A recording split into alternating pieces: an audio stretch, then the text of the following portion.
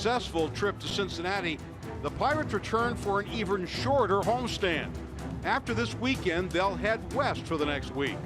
The Milwaukee Brewers, who have tormented the Pirates in recent years, are in town. Maybe it's high time the Pirates did the tormenting before they head to the left coast.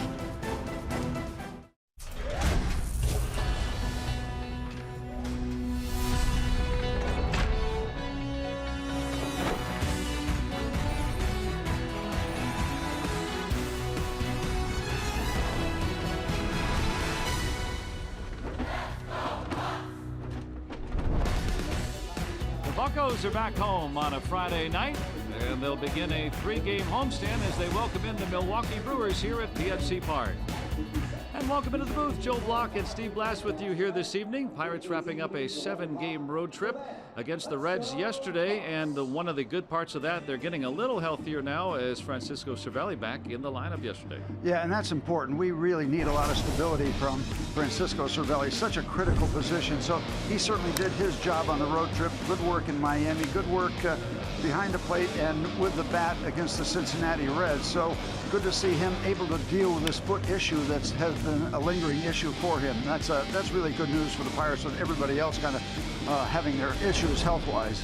Yeah, helping out the pitching staff and also one of the best on-base guys behind the plate in baseball the last couple of seasons. Now tonight the Pirates welcome in the Milwaukee Brewers. They have been swinging for the fences, and their leader in that department has been one of baseball's leaders. Eric Thames coming over from Korea. Yeah, and what a surprise. You know, every ball club needs a guy to step up, and something you might not have been expecting. So who knew that he was going to come out and do what he has done in the month of April? Now, he's cooled off a little bit, no home runs in the last week, but that is a real shot in the arm to start a year off with when you're not expecting or you don't know what to expect when you get a guy coming back home, if you will, to the United States. And he has been a really bright light for the Milwaukee Brewers. You look at the Barrel Automotive League leaders, tied for first in the National League in home runs. And now on the mound for tonight, and Chad Kuhl will come back out there. The last 2 outings for him have been rough. One of them, the earned runs were up. The other one was he had to leave because of an injury, and so luckily he's healthy to go tonight. Yeah, this was very scary Sunday. He was going along okay, and then this ball hit off the right knee, then the left knee, and then bounced out in front. So scary because you don't know at first how hurt you are, and it hurts a lot, but you don't know how serious it is.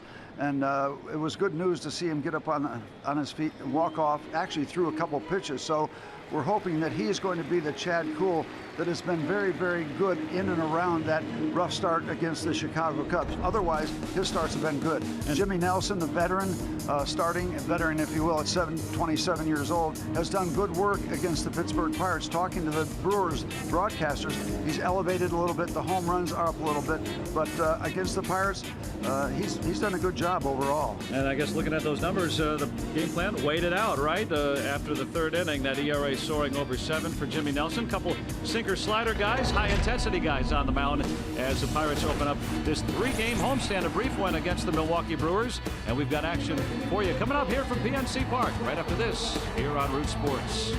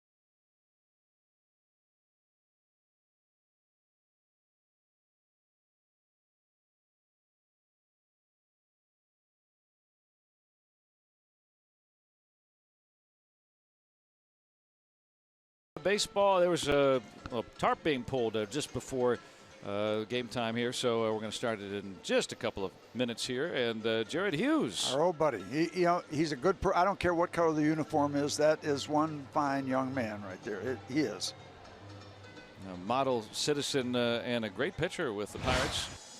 Let go right before spring training ended and hooked on with the Milwaukee Brewers. And Clint Hurdle was saying to reporters today that it's his son Christian's favorite player, so he's got to make sure he said hi to Jared right away. And he's the one player that tries to speed up the game the way he runs in from the bullpen. He's the one guy that gets it. He'll be in that Milwaukee Brewers bullpen here for the series. A lot of former Buccos for the Brewers as well. And we're getting close for baseball here from PNC Park. Eric Thames and the Brewers in town for a brief 3-game homestand here at PNC Park.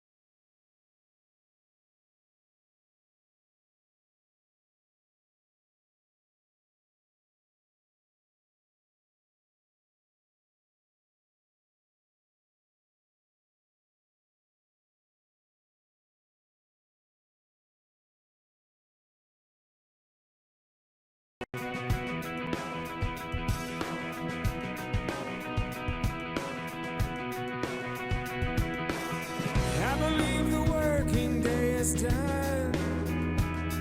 Summertime is ours to run. I believe I'm going, gone. Won't come back until it's won. Hello, Friday night. It's time to turn your engines on. You finally heard the call. Is it the calm before the fall? So fight another day and try to sweat your dreams away. Go shining like a light. It's a Friday night in Summerland.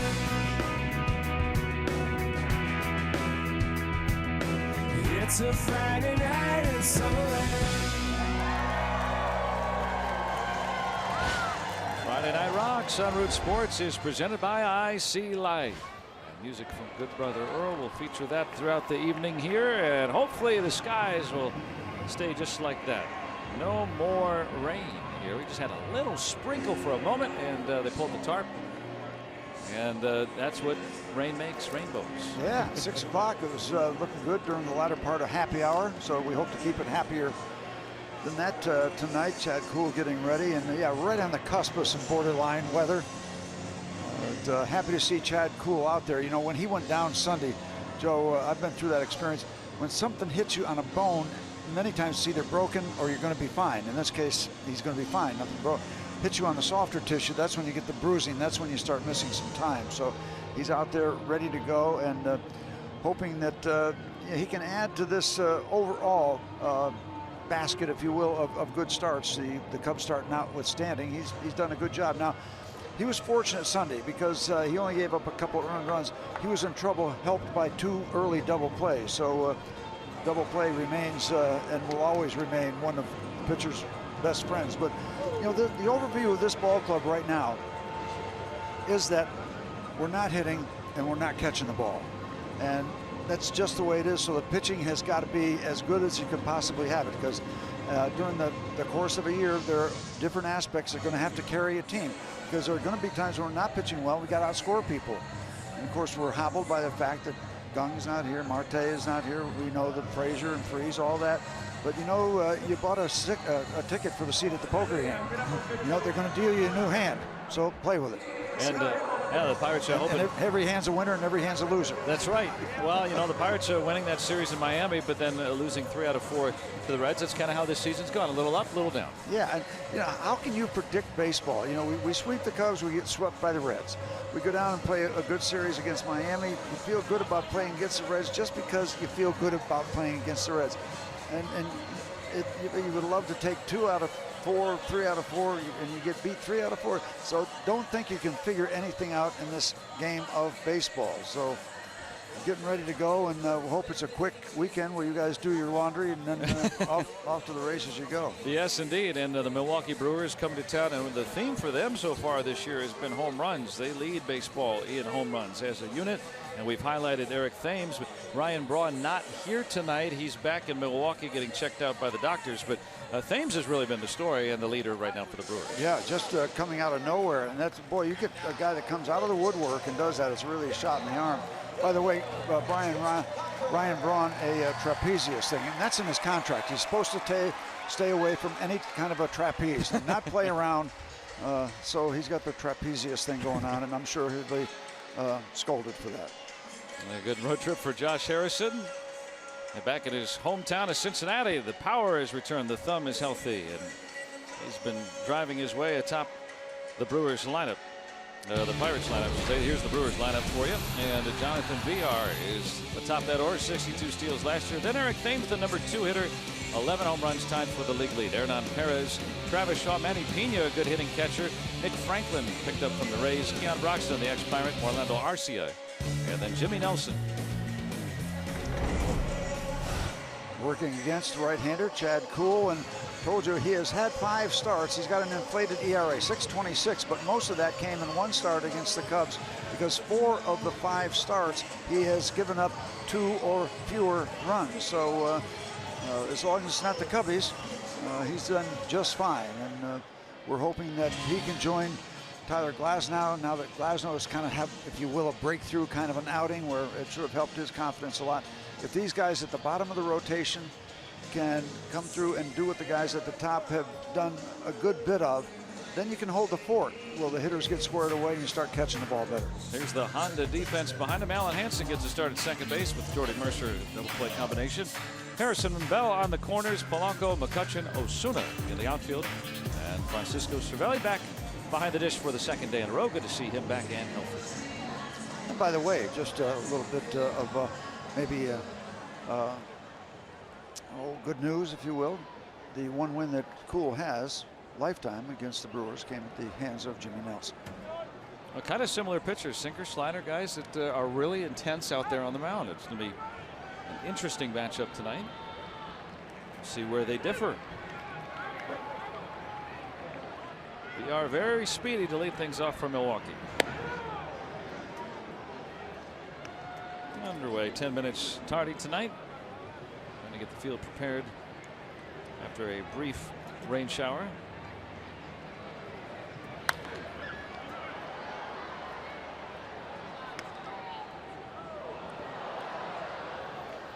Well, you're talking about Kuhl against everybody but the Cubs in his career, an ERA of 3.09 if you just don't face the Cubs. So the Brewers are not the Cubs. See how he fares tonight. Good start with a ground ball.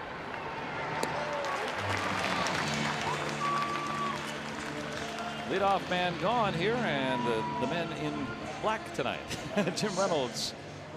He is the home plate umpire and the crew chief Brian Knight, Lance Barrett, and Stu Sherwater. Call-up umpire working over at third. Always good to go out there and get rid of the first guy, especially a switch hitter, so obviously has some speed, so you don't have to work from the stretch right away. Get the feel of the mound from the windup. Keeping the bases clear for Eric Thames. And as you said, Steve, yeah, they got off to a great start. Still The last week or so has cooled. But the overall number is still quite impressive as he came out of the gate. They're still tied for the league lead with Ryan Zimmerman of Washington, 11 home runs. Yeah, I think he might have been a question on Jeopardy that first 2 or 3 weeks of the season. You know, who's leading the National League and everything? Who's Eric Thames? The answer is right there. Yeah, it's right there. You see Chad Kuhl trying to stay away. Well, I'm curious tonight how he's going to pitch the lefties. You know, the Brewers have a few tough ones in there tonight.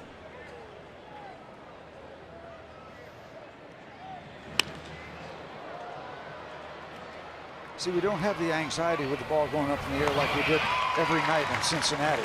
You know, over there, every ball that goes up in the air, you don't know how far it's going to go, when it's going to come down. Yeah, sometimes a routine fly ball can fly out of there. Here, a nice pitcher's ballpark. Yeah, much bigger. Yeah. You also can tell the clouds there, a bit foreboding in spots, but we are edgy in terms of the forecast, but we are underway. Well underway for Chad. Yes, a couple of quick outs. 95-mile-an-hour action as Perez swings right on through it. 282 for the one-time Detroit Tiger. Had a good breakthrough year last year for Milwaukee. Well, they're still in the midst of a rebuilding process, but they're starting to come out of it now because after they hired young general manager David Stearns, he pretty much gutted the roster, brought in some new faces, though Perez from the previous regime, and kind of seeing what they've got. And they've got a few guys there. Craig Counsell with a brand new contract for 3 years. He's a tough cookie out there. He makes those guys really play hard. And so the Brewers this year, right now they're doing great. They're second place. It's an interesting division. I thought it was going to be this way before the season. Right now it's shaping up where you got 5 teams that are all going to be tough to beat. And the Reds have shown the Pirates that. And the Pirates have shown the Cubs that.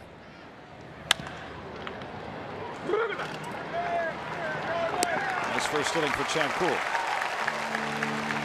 The ground ball outs too. Now the Pirates try to get some runs for him.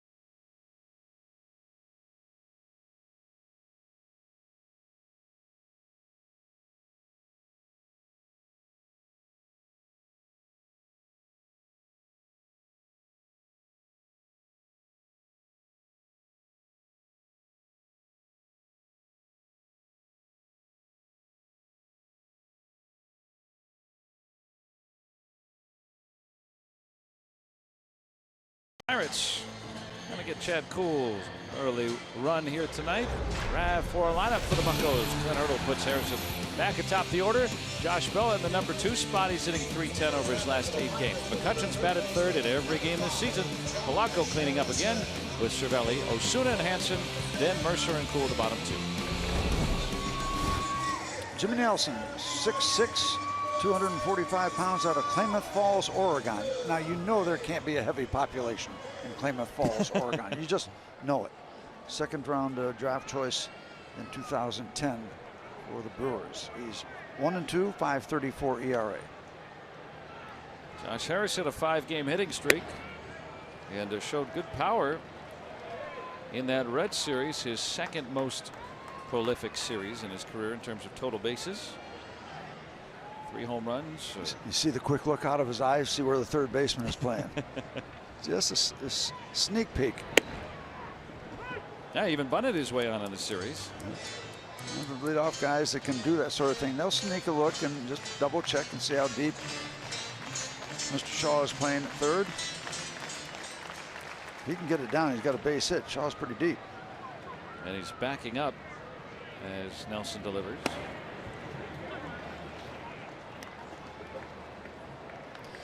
Last 2 starts for Jimmy Nelson have not gone well. A total of 10 1/3 innings, 8 earned runs, providing no wins and 2 losses against the Cardinals and then the Braves.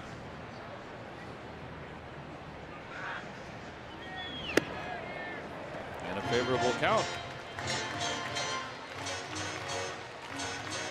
Now, so far now 11 games as the leadoff hitter. Anderson hitting over 300 in that role, over 300 overall.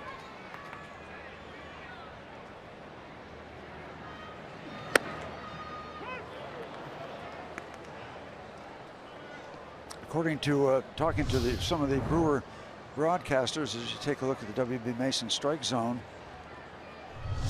the strike call, the correct call, he's been elevating the ball more than they're used to seeing. He's a sinker guy, like you said, but been a little more upstairs. But there's that little sinking movement, fastball in under the hands, well placed, and that's a good pitcher's pitch. He gets the strikeout. A little movement back underneath the hands of Jay Hay. That's ball 4, but that ball is moving a lot. That's that sinking fastball, and got him to chase.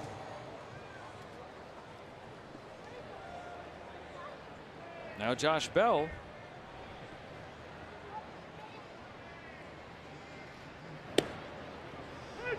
And Nelson has given up 4 home runs in his first 5 starts. Last year 25. That's a noticeable number, I guess would be the word you'd use. Especially for a sinker baller, right? Yeah. Yeah. Well, that's probably been the problem. But he also works in somewhat of a bandbox where the ball flies. His home ballpark. Yeah, Miller Park in Milwaukee, similar to Great American in Cincinnati in terms of the dimensions and the propensity for home runs. Only some of the reason why the Brewers are the top home run hitting team in the early going. Thames have been doing it at home and on the road. Been leading the parade. And a kind of a surprise too, Travis Shaw, a little heralded acquisition in the offseason. Came up already with 8 home runs, or 6 home runs, I beg your pardon. And back-to-back strikeouts for Nelson. Chasing the ball upstairs. Not a great lifestyle. And no Ryan Braun in the Brewers lineup tonight. In fact, he's not even here. So the outfield is Perez, Broxton, and Nick Franklin. Travis Shaw man's third. Arcia, talented shortstop, VR All-Star a year ago at second base. Thames at first, and Manny Pena. Pretty decent catcher defensively too. Swung the bat well early.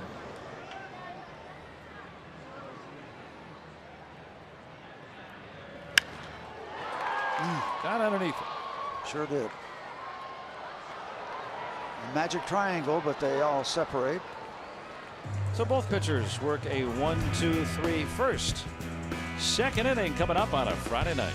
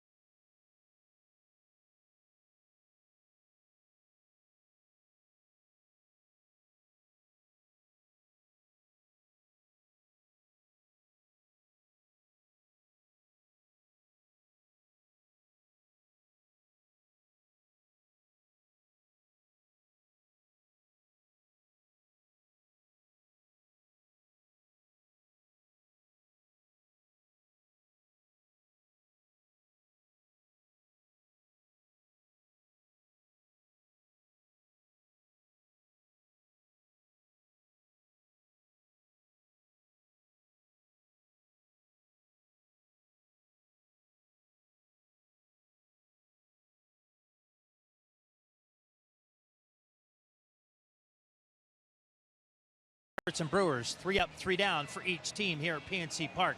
I'm Robbie, it's Mikowski. Tonight before the game, Pirates Charities welcome 25 former Make-A-Wish kids, including a very special one, and his name is Nick Hederick. In 2013, he was a special guest of the Pirates, and he got to spend the day with Andrew McCutchen. He was the honorary bat boy for a game back in 2013. When Kutch scored the game-winning run, we saw a shot at Nick a second ago. There's Pirates President Frank Cooley presenting a check to the Make-A-Wish Foundation. We're happy to report that Nick's health. He's doing great, overcome some obstacles in the last couple of years, but he told me before the game, he's now a senior in high school. He's playing baseball, he's playing basketball, and he's from Erie, Pennsylvania, and he is headed to Robert Morris University. He wants to study sports journalism. What else, Joe? And you emceed that event before the game, and a good time was had by all.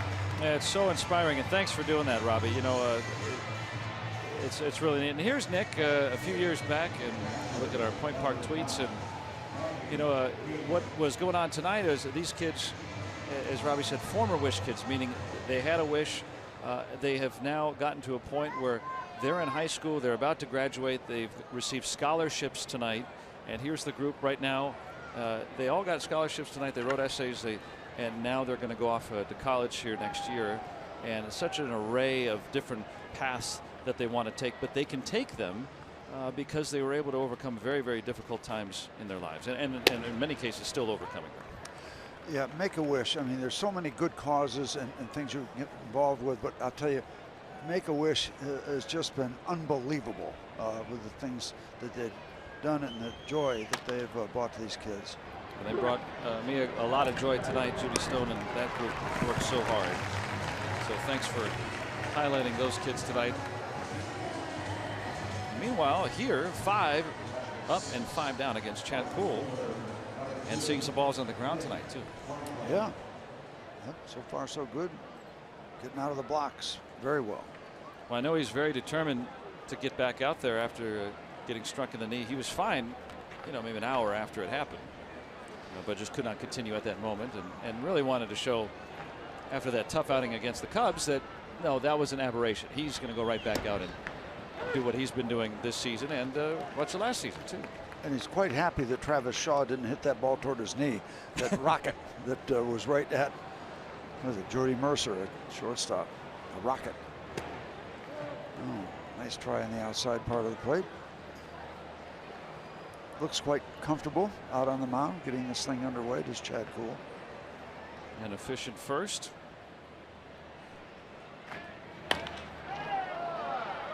Franklin with a 2-out single.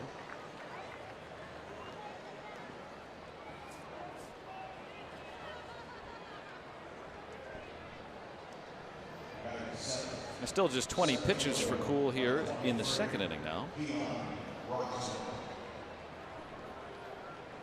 And Ray Searage has got to be happy with the progress of some of these young pitchers. I mean, as we've gone along, Tyone has really blossomed this year. Tyler Glass now in his last start, seeing a breakthrough outing, and Cool really, besides that Cubs outing that kind of skews the numbers, he's been reliable this year. Yeah, to be quite honest, the success of what they've had, 12 wins, has been due in large part to the pitching and the starters in particular. Bullpen's been okay. They've been fine. There's Glass now in the center. When you're not hitting and the fielding has been shaky, that pitching's got to happen. It's got to happen for you.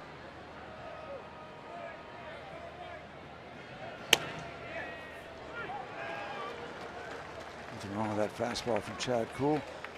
Nothing wrong with Ivan Nova. He has been otherworldly with his control. Otherworldly. Yeah, 2 innings yesterday where he was hit by the Reds. Very rare to see that all season. And still manage the damage. Yeah. You give up 4 runs, you're going to win your share of those kind of games. Your team's going to have those days where they score for you. But I was watching on the TV. I could see some of his balls were moving in away from left-hand batters. Just didn't get out far enough. They were strikes, but they weren't the quality strikes we're used to seeing from him. And you can't throw them every single day of your life, every single delivery. Poole strikes out Keon Broxton. And a tidy first couple of innings for Mr. Poole.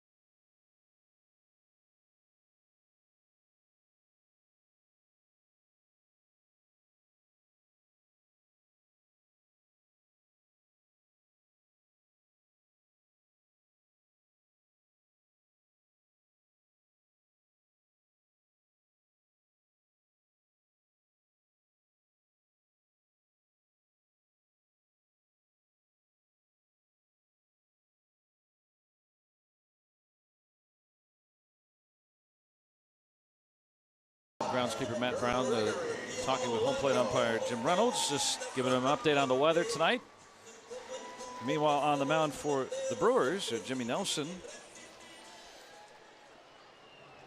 And he issued a 1-2-3 first. And here's a bat we need to get hot. We need somebody to step up, and beside Josh Harrison, who's doing quite nicely, but we need Polanco. Just the thought of him, the look of him. He's capable of doing so much, and just love to see him just slide into one of those hot streaks. He caught Pena a little bit. But yeah, you're talking about Polanco, and Clint Hurdle saying yesterday, the swing's starting to get, has been long, I should say. And when he was at his best last season, it was a more compact swing. It actually worked for more power that way. And, with Polanco now, just one home run in his last 214 plate appearances. That's kind of hard to believe, dating back to last year. Broke his bat there. Arcia tracks it down. So Jimmy Nelson retires the leadoff man. And what's interesting about Jimmy Nelson is take a look at that top line. There's ERA early, first 2 innings, 180. Then innings 3+, 723. Now, that's the good news if you get him into the 3rd inning. The bad news is he won't be around long. I mean, if he's getting knocked around like that after the first 2 innings, you wonder how long his evening is going to be. But many times it's the other way around. You have difficulty first innings, getting your feet on the ground, getting settled into a ball game, and then the good pitchers, they say you got to get them early or you don't get them. With Jimmy Nelson, so far this year, it's been the reverse. See if history hang in there till the 3rd inning. See if history repeats itself. And in baseball, it very seldom does. I don't care what the numbers are.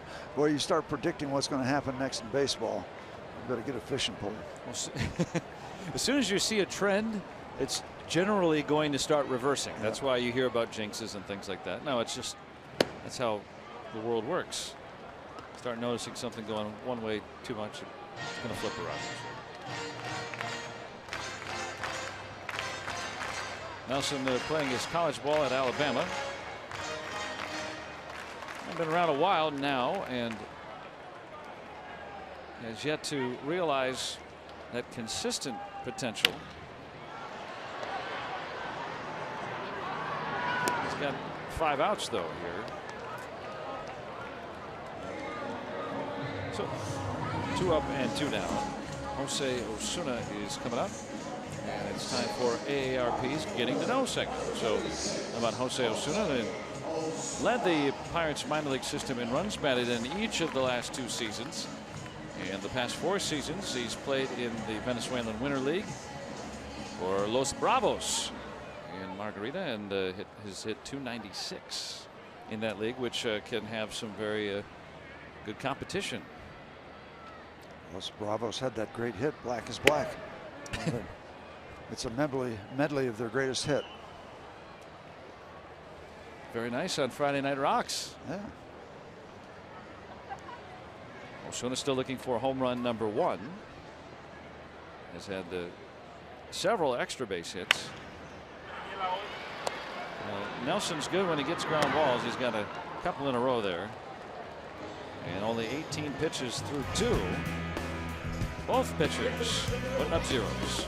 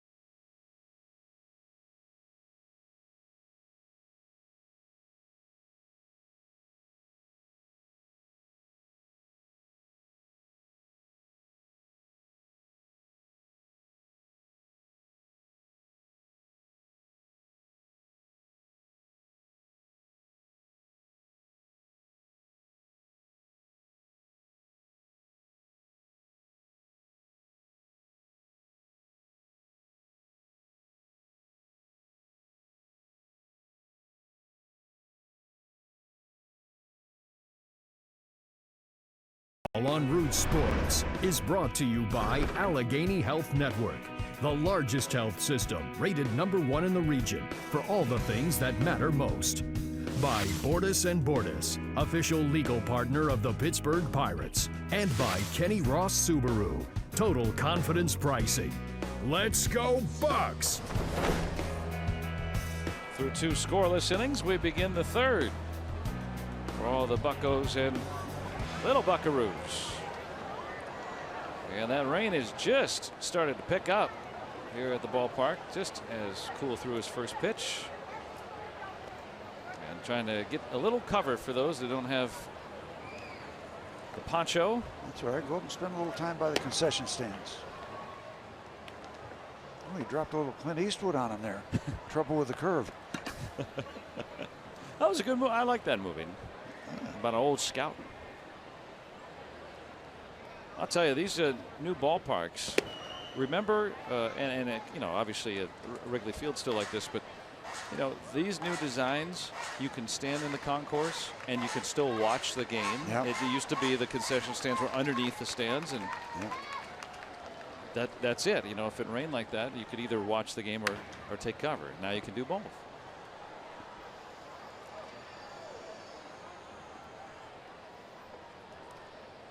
You just stand back there and watch if you want, or not a torrential downpour at this point. Yeah, kind of lightened up just as we told you about it. Bell recovers to get the out.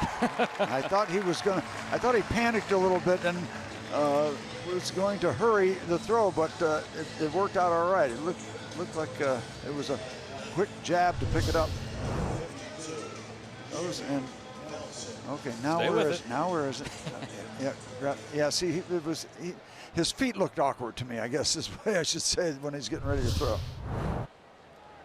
Joey Cora, the infield coach, had worked with him.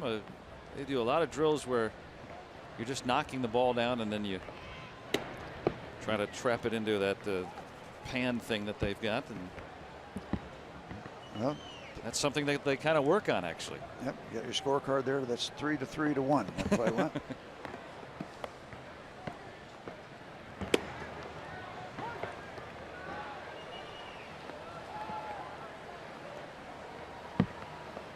So with the rain coming down, how does that affect a pitcher? Are they able to? Oh, it can be distracting more than anything else.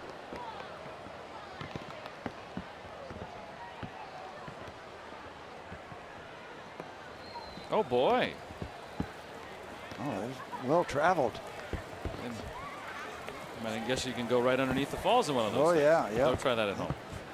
They used to have the Maid of the Mist. It used to be the boat under there. You are going to get wet, but it is there you go. Yeah. Overpowering being close to those falls. Just, yeah, you get to just overpowering. Here, not nearly. Yeah, this is nothing. This is nothing compared to the falls. This is like what you get about 6 blocks north of the falls. Yeah, it's a steady shower now, and you know the forecast for tonight is possible intermittent showers. Yep. So if you're here at the park, if you're in the area, grounds crew at the ready. Nice pitch by Cool. Second strikeout. And the thing is, I always like the weather people. We all get excited. 50% of rain. Oh, that's not bad. Well, it's a half a shot. You're going to get rained on. Come on. Well, it depends. You know, half a shot, you don't. So right now, probably a little bit of both tonight. And those who are prepared keep their seats. VR for the second time, grounded out.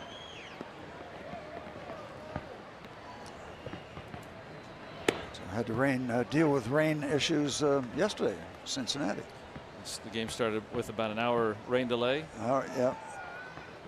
There's the champions of the evening right now in these kind of nights. Troy's smarter than Keith, but both are very. I think they're both pretty bright guys. Well, you know, in terms of the umbrella, but both are very brave for staying out there in the rain. One's bright and one's courageous. Right. They're better said. Thanks, guys. As we sit here in our comfy booth. Yep. And Chad's Yep.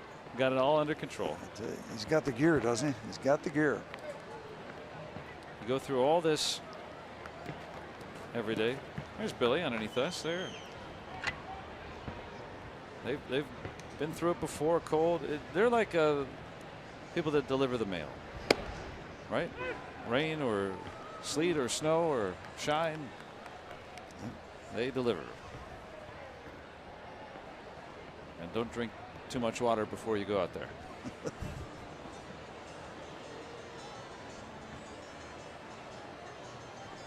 A little confab here after a 2-out single. Brewers collected a 2-out single last inning. Those are the only 2 base runners of the ball game so far.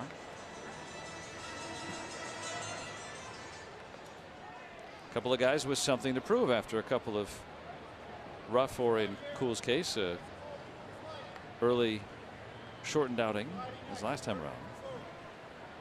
Yeah, you never hear an outing phrase as hurtful. He had a hurtful outing. Yes, but only temporarily so, thank goodness. And he's concerned that the conference was probably dealing with the possibility of a steal attempt by the man at first base, VR. Yeah, VR 62 steals, led baseball last year. Now he's only swiped 5 this year, but that's partly because he just hasn't been on base a whole lot. Yeah, 202 won't get you a lot of trips to first base. Walks a little bit though. Been thrown out once.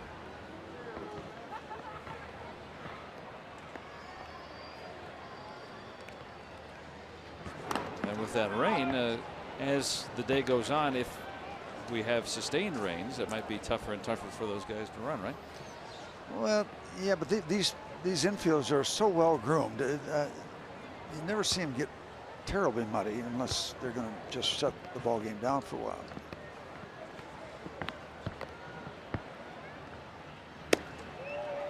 Now even up on Thames.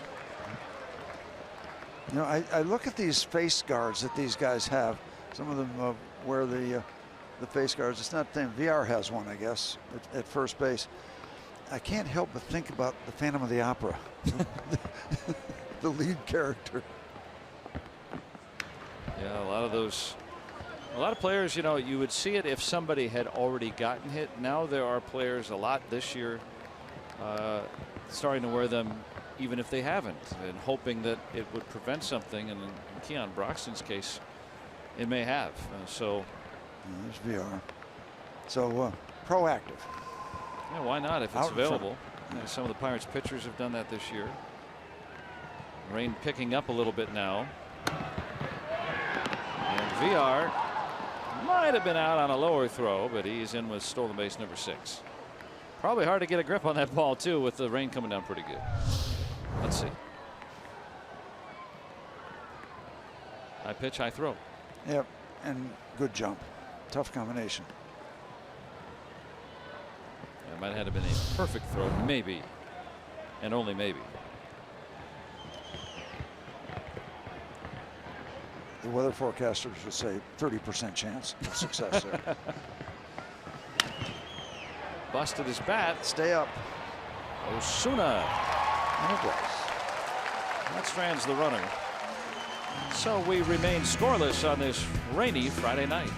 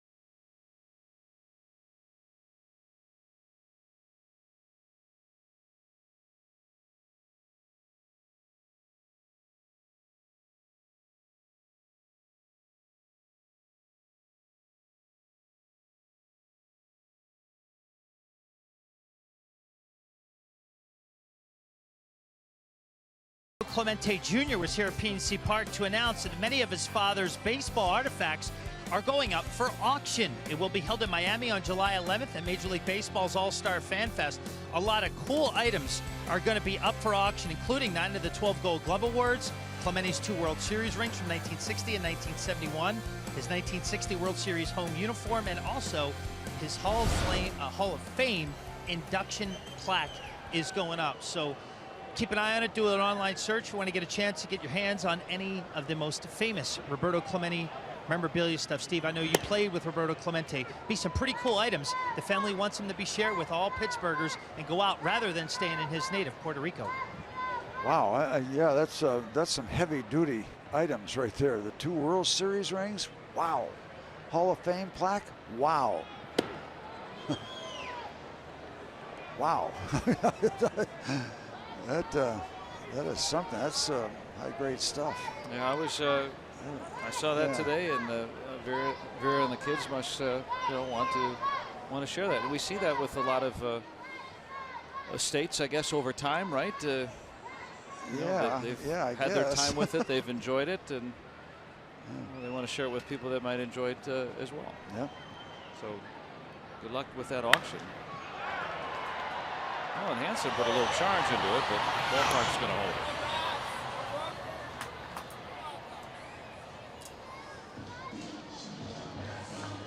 Now, the neatest thing is the box that the one on the right, the 71 ring. Anybody who thinks the Pirates are dead is in for a rude awakening. Danny Murtaugh, October 11th. And yeah, we got that yeah. That ain't going nowhere. Just going to tell you that right now. That's not going anywhere.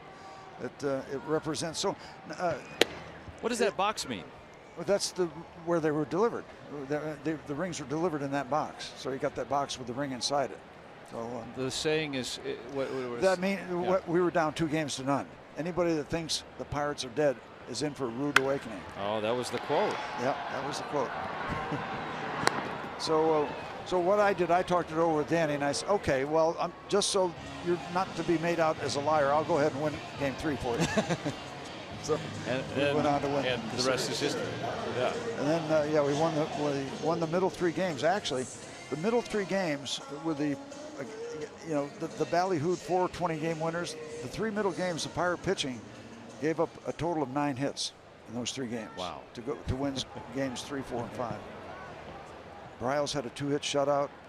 Bruce Keeson won the first night game in World Series history, which I'm still embarrassed about. And I had a good game in Game 3. They got 3 hits in that game, 4 hits. It was a tremendous run of pitching against their staff.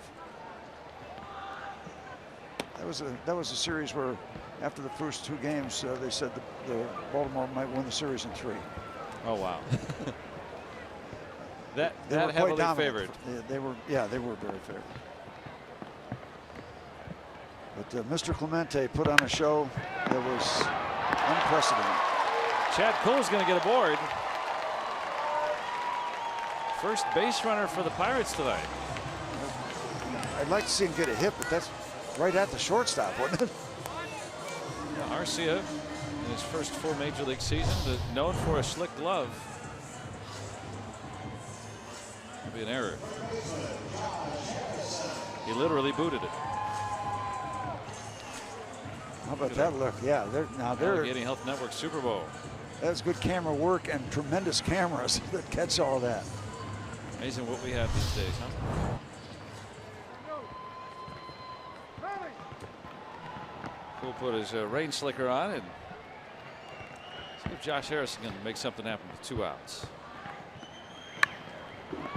Pretty good wood on that bunt, but pulled the bunt foul. Well, like you were saying, he was eyeing up where the third baseman Shaw was the first time around. Yeah, Shaw played back even more this time.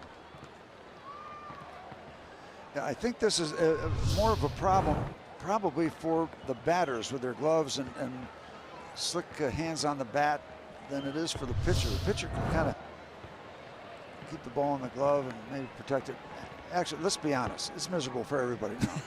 It's been raining pretty steadily all inning, top and bottom half. And that That jersey, you start losing some dry spots, huh? That's another way to stay dry. Take the tarp from the covers of the mound and put it over your head. Still get to watch like the game it. that way. Creative. Yeah. Very creative. We're discussing all that memorabilia. What does Jordy Mercer do, Joe? 6'3". That's what I thought. Not really, but thank you.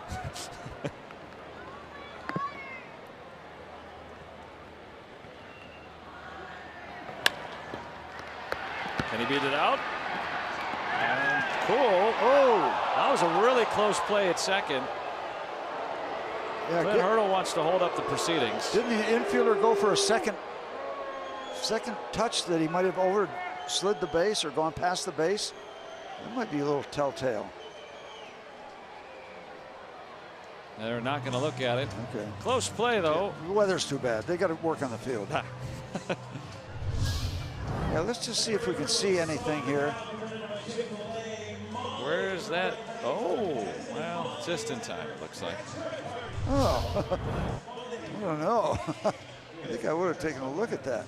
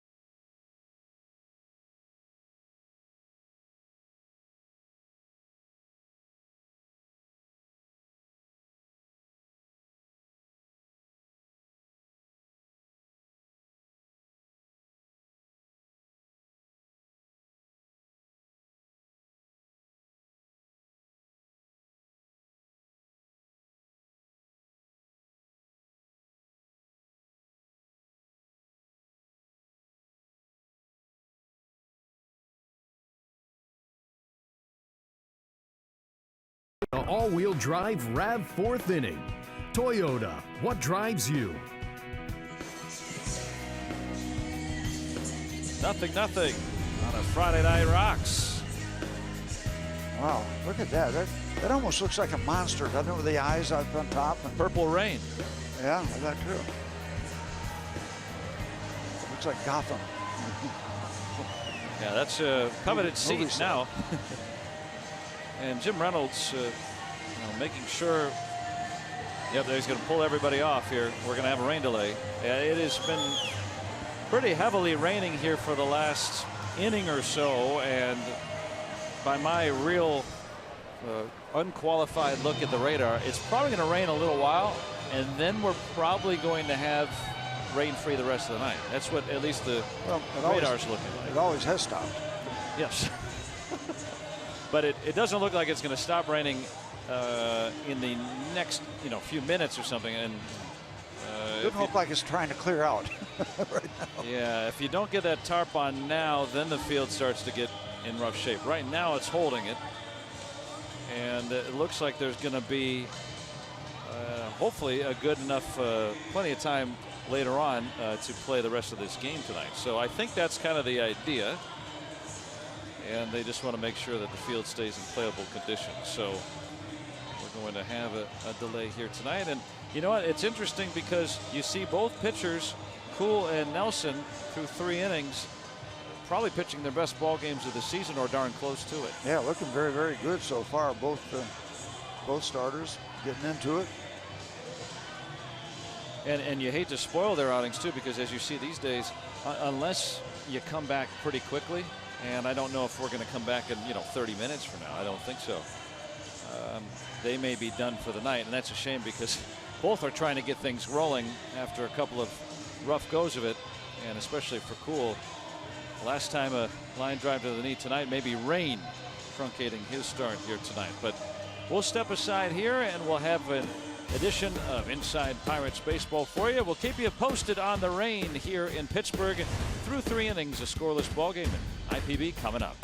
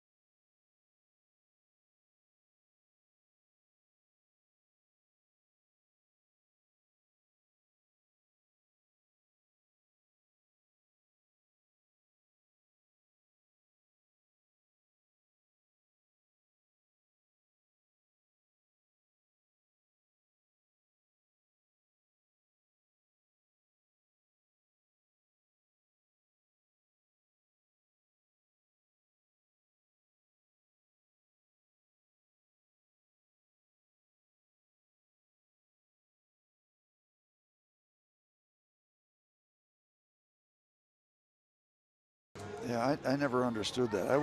I used, when it's cold, I used to pitch in a long jersey, but again, it's different. Hey, thanks for hanging out and staying with us on a Friday night. Hearty souls here at the ballpark. Yeah, a lot of folks have decided to call it an evening, but those who have stuck with it are going to get to see, hopefully, the resumption. Definitely the resumption, and hopefully the conclusion of this one at some point. We're only through 3. And even the kiddos sticking around here tonight. Let's see Wade LeBlanc come on for the Pirates. Plenty of time to warm up. He was out there earlier. We're just waiting for the signal from Ray Searage. Okay, you can start cranking it up now. And his 10th appearance. He has won a ball game. He has held a ball game, and he has held his ERA under 3. Wade LeBlanc. Cool officially 3 scoreless innings, a couple hits, a couple strikeouts. And LeBlanc last pitched on Tuesday, pitched 3 innings. A little more landscaping on the mound. Maybe a little more rake work. Looks like it's in pretty good shape, but they'll massage it a little bit more. Of course, everything covered, but still, remember, we played the whole 3rd inning tonight, and it was a steady rain shower. So the field is in good shape, but it's probably not in optimal shape. So there'll probably be a little extra maintenance. And we talk lightly about it, but this is about being mentally prepared and ready to go and do the best you can to pick up where you left off and start that engine back up. And you go out there and you feel like you're ready to go as a pitcher, especially. You've got an edge mentally. They've got to react to what you're doing. And once we get started again, probably the juices get flowing again, I would imagine, right? Yeah. Yeah, and the pitcher is the busiest guy, so that I think it lends itself to a pitcher's advantage. And by the way, once again, a tip of the cap to the ground crew here at PNC Park. They get when they're called upon, it is hectic, and once again they're doing the job. Matt Brown, thanks, guys. Yeah, head groundskeeper trailing that group right there. All the folks stand out there in the rain, getting everything prepared for action. There's Matt next to he and his crew for getting this field right back and ready to go. Hernan Perez, the number 3 hitter in the Brewers lineup. Shaw and Pena coming up here in the 4th. And again, we never know what's going to happen with the weather forecast. Maybe an hour ago, it didn't look like we might have a chance to resume. Now we do. And we'll see if we can get 6 more innings tonight or if the rain presents itself again. Not totally in the clear for the rest of the night, but we'll play some more ball.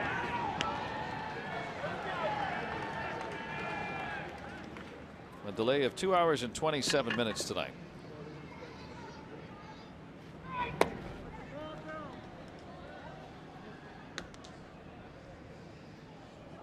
And this kind of shakes things up a little bit because Craig Counsell's lineup, a couple of lefties in there. Now, they're both guys in Shaw, who's on deck, and Thames, who would play against both lefties and righties, but shake up the handedness of the starter this way.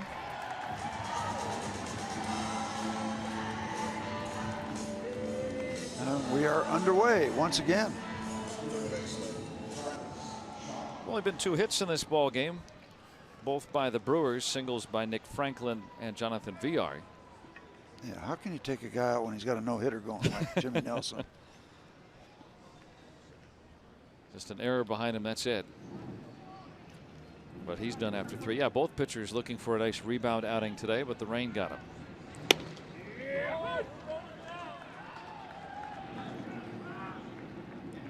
Shaw, then Pena. Wouldn't it be great if the guy in the 6th order after Pena would be named Joe Collada?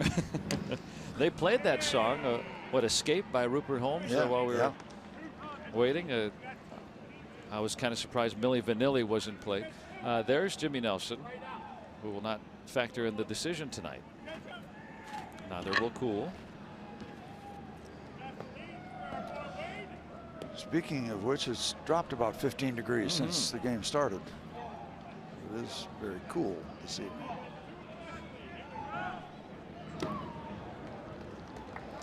So Wade LeBlanc, who has given Clint Hurdle multiple innings more than once this year out there and be asked to do the same. Yeah, 3 innings on Tuesday. This is his last outing. He's pitched as many as 5 1/3 in a relief outing this year. And you'd like to see him give Clint Hurdle 3 innings. That would be good. Take the ball club into the deep part of the ball game. But, a lot of things to play out before we get to that point. Strike 3 call.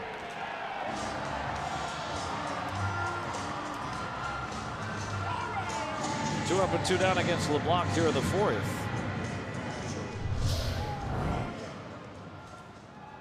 Play that Lou Christie song, Lightning Strikes again. Well, you talk about what LeBlanc can offer. The Pirates in the midst of playing 33 games in 34 days. They won't have an off day until next Monday. So, trying to save that bullpen a little bit, trying to prevent someone from having to be optioned, that sort of thing. So he's done that before. Kind of the jack of all trades.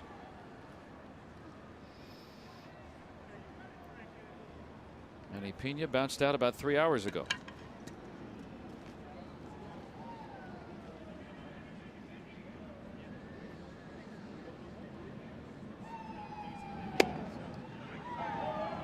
And for the Brewers, they have an off day after this series. So if their pitching is used up a little bit, they also have an 8-man bullpen. So they can withstand the lumps in this series a little bit more.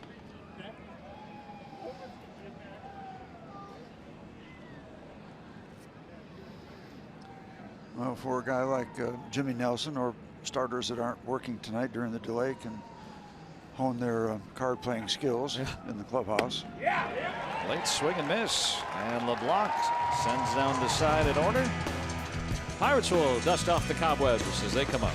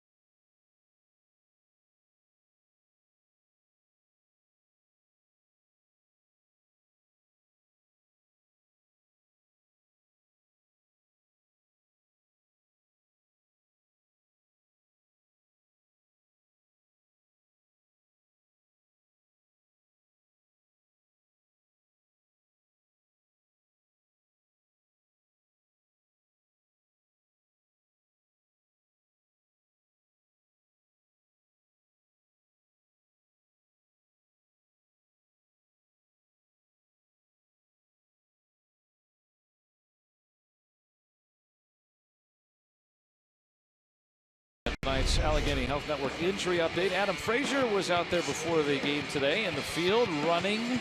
That's good news, and testing that hamstring. And General said before the game he's close to starting a rehab assignment. David Freese also out there going through a lot of the same workouts, running, fielding. And there with Todd Tomczyk, an athletic trainer. Looks like both should return sometime soon. So they're getting to the point where maybe in the next few days, maybe a week, who knows, not too long before these guys are back in the lineup. And that would be a good thing. Right now, spectators tonight, after a nearly 2.5-hour rain delay, back in action. The faithful hanging in there, and Pirates will send Josh Bell up there against former Pirate Rob Scahill. A couple of stints with the Pirates, sometime in 2015, sometime last season. Brewers claimed him off waivers around the All-Star break last year. 15 appearances with the Buccos. Had 2 Pirate wins over his 2 stints with the Bucks. Right off the bat. And that one hitting off the wall. Josh Bell stays sharp. Leadoff double. Yeah, who can turn on the switch quickest? I know Wade LeBlanc was able to be ready, prepare himself to go out there after the delay. And Josh Bell looks like he's ready to go. And that ball almost looked like it was going to be run down by Broxton, but the strength of Bell gives it, I think, that extra finish. It looks like he might get it measured, and then he has to turn away and wait for a bounce. That's strength when you have the finish on it, because a lot of balls out in that direction will start to die a little bit. He is strong enough to have it continue to carry. He hit it 103 miles an hour off the bat. That's the bat speed. Exit velocity. So that's the like, difference. That's like trying to time me from here to the bathroom. exit speed. Well, this hour we'll keep tabs on that. Andrew McCutcheon tried to bring in the game's first run.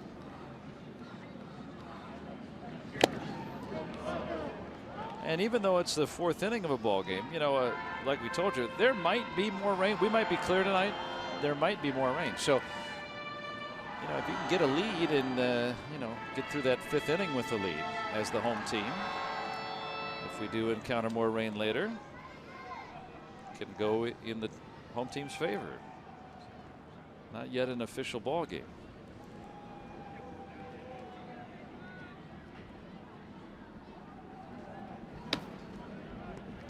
Now McCutcheon ahead in the count. With all that information about weather possibilities, why not get a point or 2 or 3 on the board? Sure. And you have the possibility of perhaps a rain-shortened victory. Now this is a different kind of night. Matt Brown at the ready, so you don't know, and can't play it necessarily like a 9-inning game. Got to play every inning for the most you can get. Well, kind of neat in this kind of scenario too, Joe, that you can kind of hear all the different reactions from the fans that remain. Got microphones that pick up a lot of different things.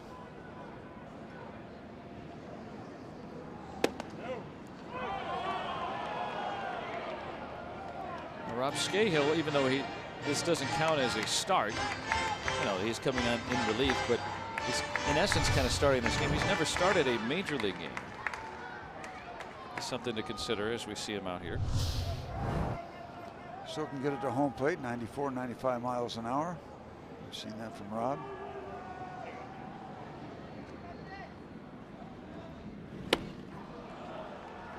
And that's the first out. So Bell still at second with 1 away. Now look at some Point Park tweets. Thanks for staying up with us late tonight. Yeah, a little late night bucket tonight. All right. Thanks, Bob. Yeah, dislike rain delays, but it'll stay up all night. Sure, why not? Those two hanging in there. Got the poncho just in case. All set. Maybe a midnight snack tonight a little later. Yep, and hang in there, folks. We're going to show each and every one of you tonight. We'll be able to do that, probably. Appreciate you being here. Well, we're talking about Polanco earlier in the broadcast tonight about being the cleanup man all year, and those 4 runs batted in, but a chance here after the leadoff double in a big spot.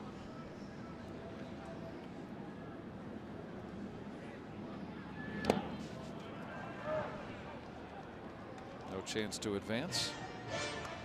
Was able to shut down that swing in time.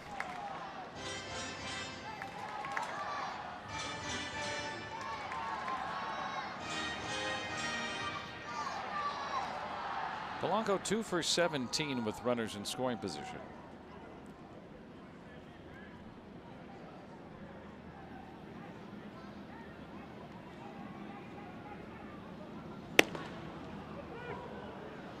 76 from Scahill. There's Gifted Gope in the center there.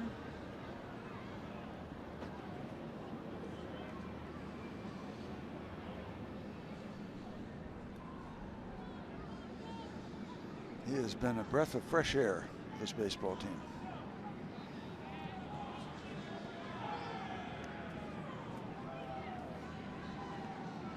Bell out there at second.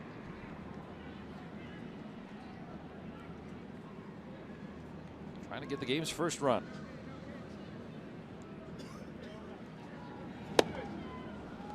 Well, this is Scahill's first appearance for the Brewers this season. He was called up. Hasn't pitched in a week. He was down at AAA Colorado Springs, pitching in relief for the Sky Sox.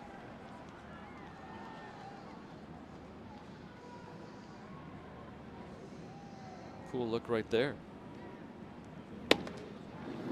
Pena trying to throw behind Bell at second. Well, it's all on you, Josh. There's no coach there beside you. You got to get yourself back to safety. Place your divots.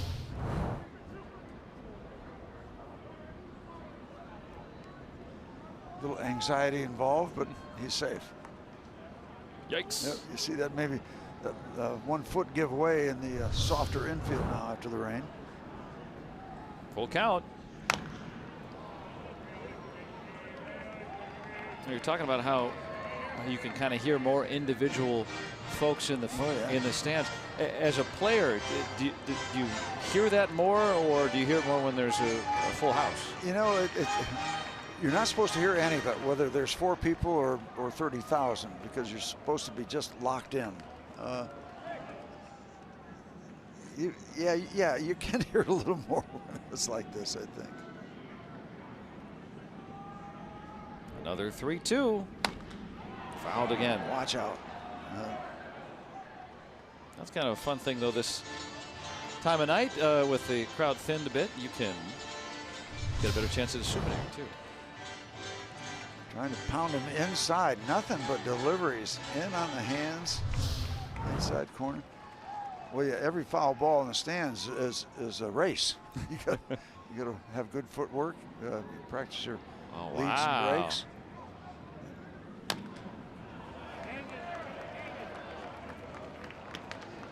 Well, talk about good things come to those who wait. I bet you could sell that guy a sweatshirt right now. First souvenir. Oh, yeah, Dad, look at this. Polanco's fouled off the last 3, an 8-pitch at bat so far.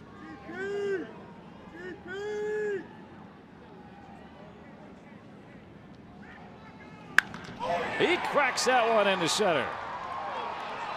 And Broxton can't get it.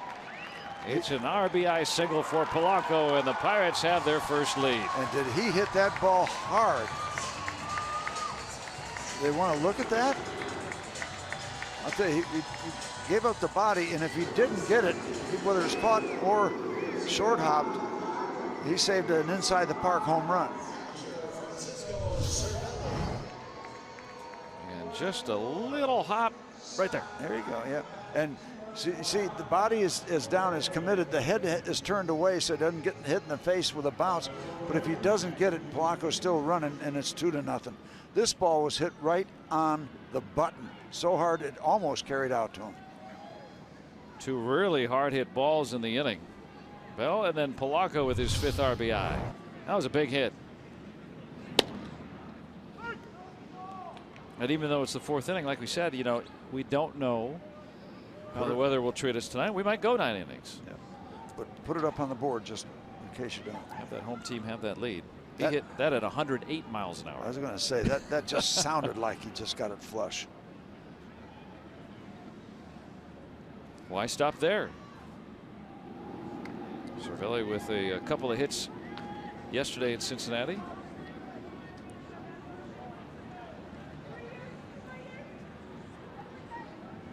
Pena looks like he's got a very strong arm, evidenced by that pickoff throw, but you wonder if Polanco would think about going anywhere, but just a very modest lead. But edging, oh, he thought about it. Yeah, he started and stopped. Yeah, right now nobody's really settled in. And who knows? Take a shot here. There's Gregory. More of a bluff. Yeah. Footing looks okay. Testing the waters. Yeah. See if we can get out of the blocks. The look by Scahill. Keep track of them if you can. Now Polanco has stolen 6 bags already.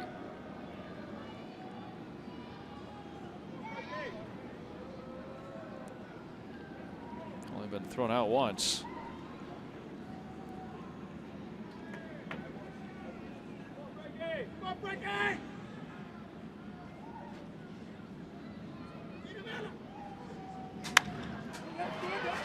And that sneaks through.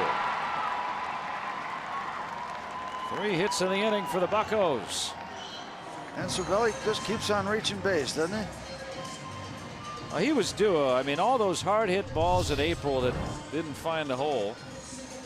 And he wanted that ball in and just left it up over the plate. Good major league hitters do that with those kind of things. We were talking before the game about the necessity to keep Francisco Cervelli healthy, because we've had a lot of guys go down. You patch and move things around, but boy, with a catcher, he's so in tune with that pitching staff. They like throwing to him, and it's such a critical position. You want as much stability as you can find. Of course, Chris Stewart has been around and just backs up beautifully, but you want your main guy out there most of the time. And the concern about his foot health, hopefully, I heard manageable. That continues. Osuna bounced out earlier.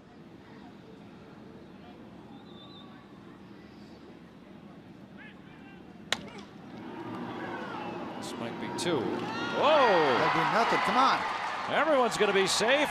And here comes Polanco streaking home. It's 2-0.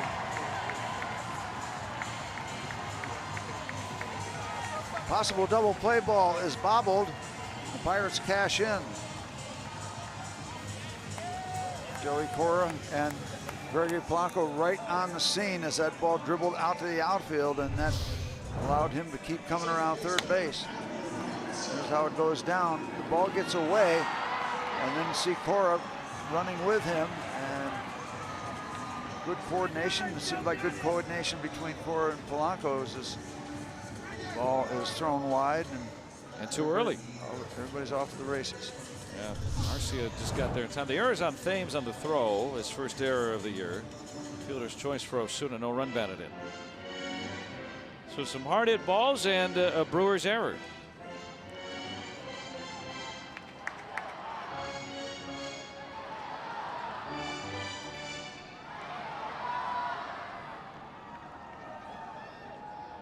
And now Alan Hansen.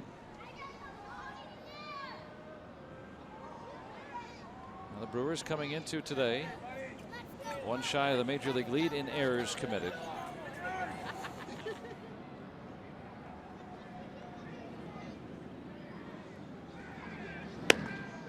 They've already made a pair here in this game.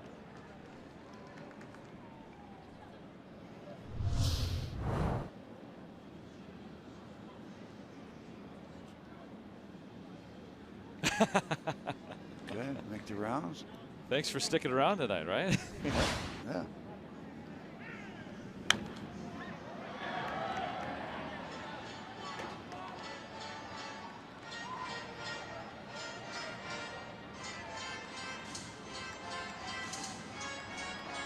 Now Polanco with a big run batted in, getting the game's first run, and then scored the second.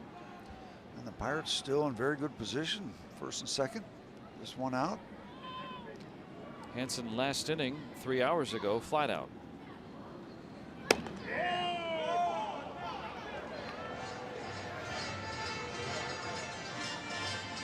watching Cervelli run the bases. What was it? One of the games in Cincinnati, I think he was required to run all the way around and score from first base. That was yesterday. And it took him a while, but he ended up the trip with good health. Yes. Yeah, scored from first on a double. Had a laugh with Joey Cora afterward. Yeah, when he could breathe again. Yes.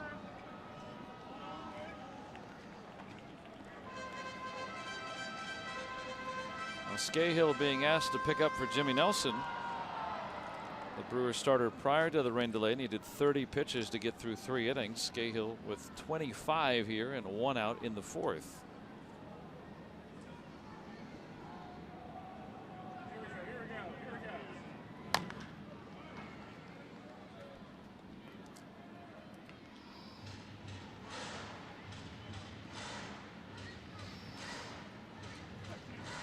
I guess the Pirates turned the switch on quicker, as you were talking about, right? It seems to be so far.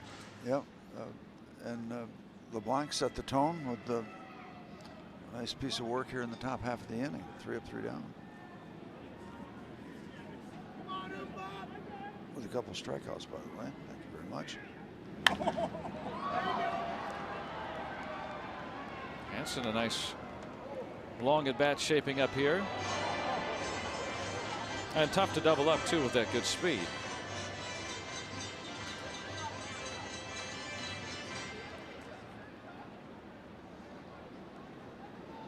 Cervelli, the lead runner. Osuna trails him.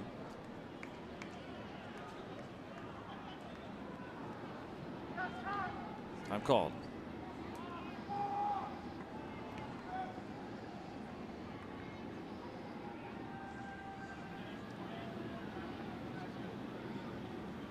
This is a laboring appearance already, and it's just 1 out.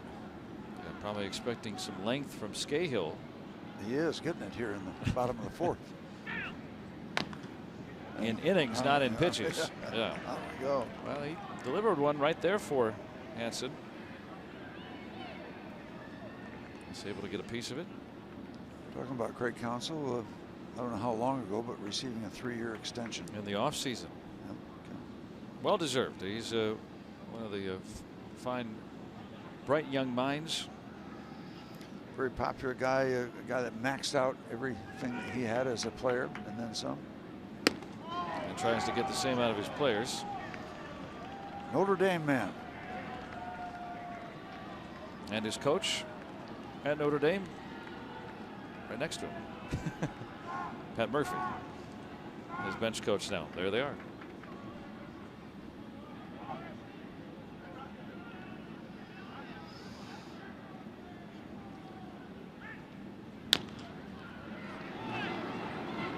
Only one play there.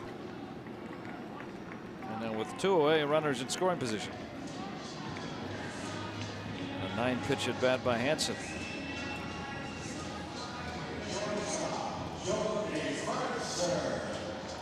So will we see the automatic free pass? Yeah, get out of here. He says, go to your room. He's just already sent him. I was preparing for my at bat, sir. So the intentional pass. Fill the bases up for the pitcher. You know, LeBlanc's going to bat. The Pirates want him to go plenty. Now the thing is with LeBlanc, and look, I mean, there are very few pitchers that could pose as hitters, you know, full time. But LeBlanc's numbers, at least for a pitcher in his career, are pretty good. He's in that 230 range for his career. Very good for a pitcher.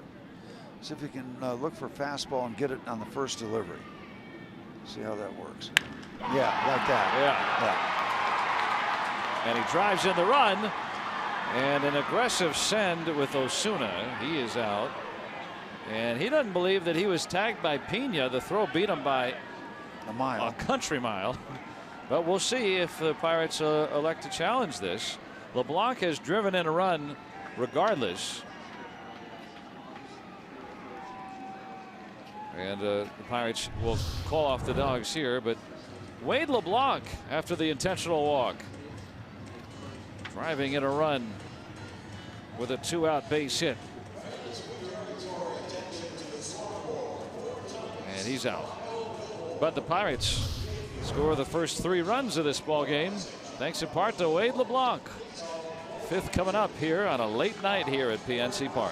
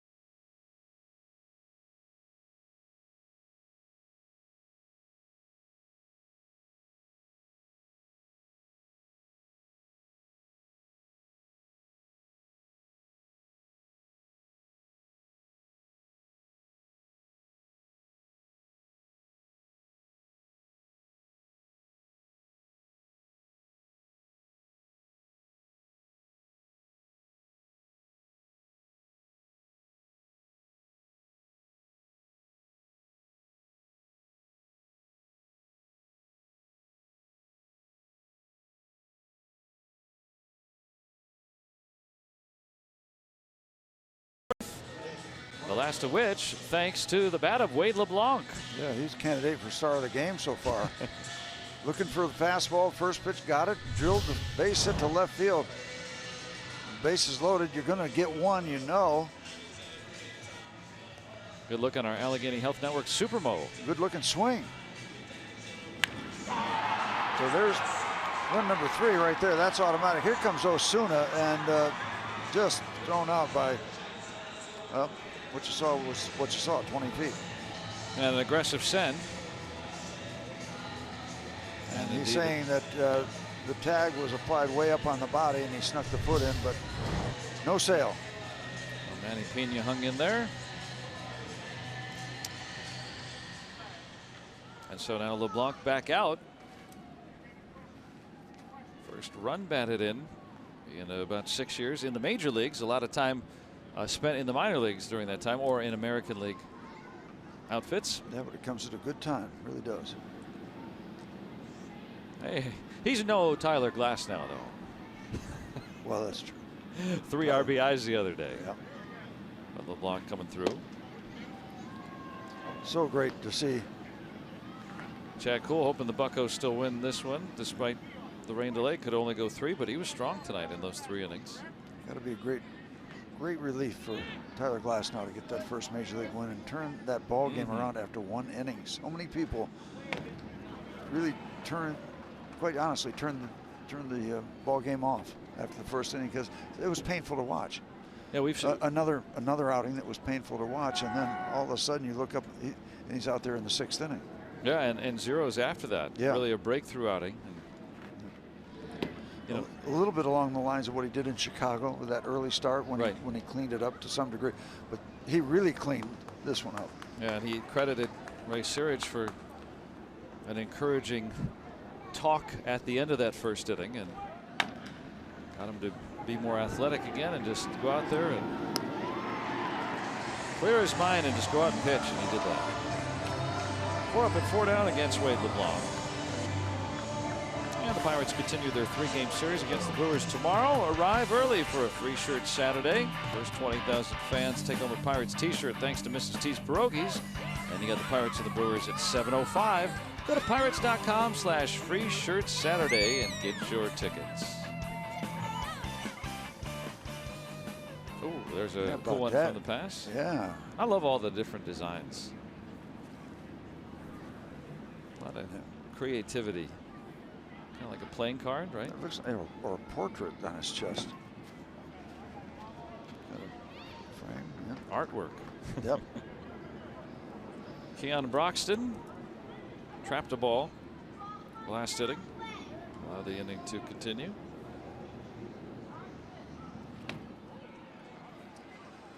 a string, out in front, swing and a miss. He got off to a very slow start, as he did last year, and then up and down for the minor leagues, stayed up, and then finished very strongly. He's starting to swing the bat a little bit better now, but so strikes out a lot. Out in front again. I love back-to-back changeups. I love to see it. These guys love to sit on the fastball. That's just their DNA. Sit on fastballs. He wants another one. Wiggle change. Well, the wiggles usually change. I don't know if he switched. He did. Took it up over the 80.5 mark.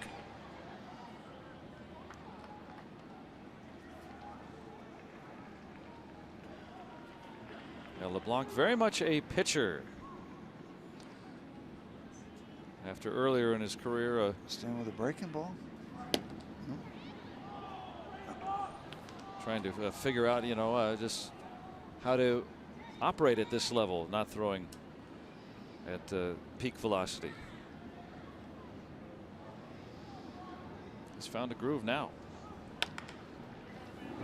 They get it on the fly. Yes, that's a line out. He's already out. But why not throw it down just in case?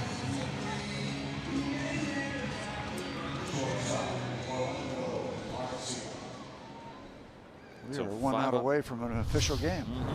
5 up and 5 down against LeBlanc. Yep, in the leather all along, but why not make sure? And you don't have to call New York and all that stuff.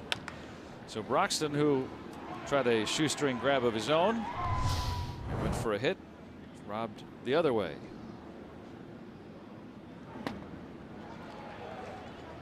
He's looking off speed pitches downstairs by LeBlanc in this inning. 22-year-old shortstop Orlando Arcia.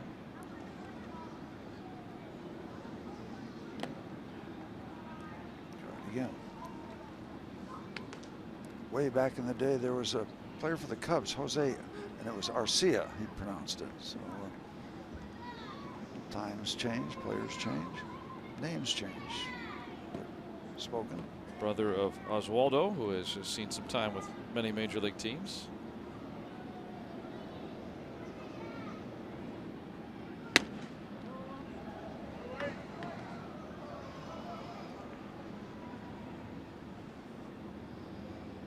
One of the top prospects when he was down in the minor leagues. All those are different outfits that rank the prospects. Arcia near the top of most of those lists. And a slick fielder who has also got a decent bat, but struggled at AAA last year, has yet to really put together a long stretch so far in his brief major league career hitting. Brewers are very high on him. They've turned over the keys, and they moved Jonathan Villar over to second base this year to accommodate Arcia. You still got your Brewer history down. You know, guys that were coming up through the system, highly regarded. Try to keep tabs on everybody, but yeah, Arcia was in the system a couple of years back.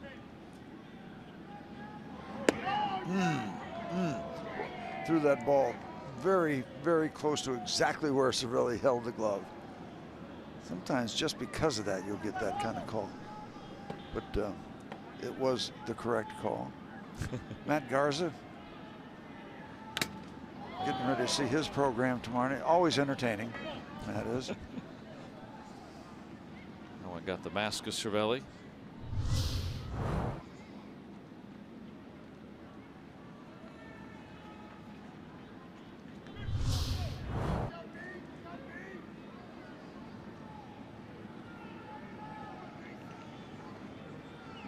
Payoff from LeBlanc. Now you were referring to Matt Garza and his program. I think that's a great word to use it, because don't switch channels. Pretty animated out there. He is. Especially if things aren't going well. We've seen him put on some very nice performances here. And he can really dial it up too. Been often injured. Arcia runs well. LeBlanc coolly making the play. 6 up and 6 down against Wade LeBlanc. This one is an official ball game. Pirates leading 3-0.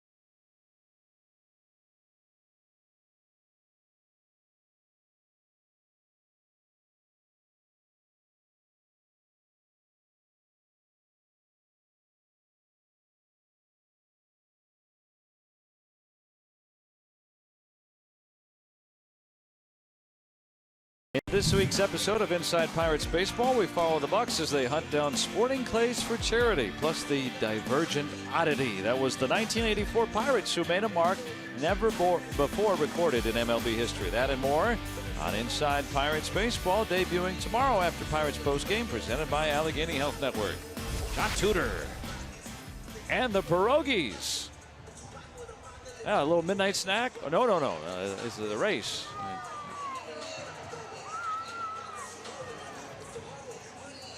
Oh, look at that angle right there. Wow. Terry's at it again. Got it. He got it. No escaping Terry. He's got you covered. Right there for the finish. And we were told by close to Derby Day, too, so good coverage.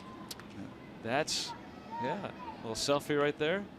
Joe Klimchak tells us that is the latest post time ever for a pierogi race. 11:05. That's on the pierogi game day notes. Yes, I get those. We're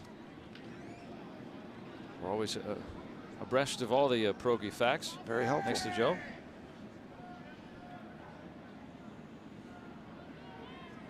Josh Harrison has not batted in over 3 hours. He's 0 for 2 tonight.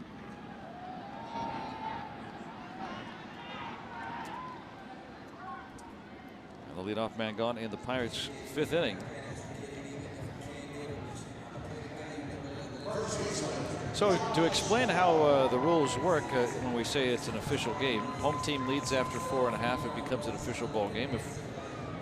If there is more rain tonight, we can't continue, and the home team, well, in fact, if this inning's complete, it doesn't matter.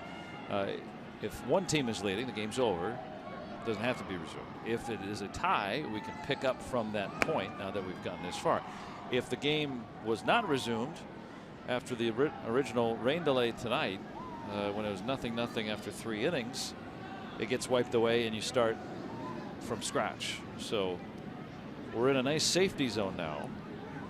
And Josh Bell has been stinging it tonight. And there it goes. A long home run for Josh Bell.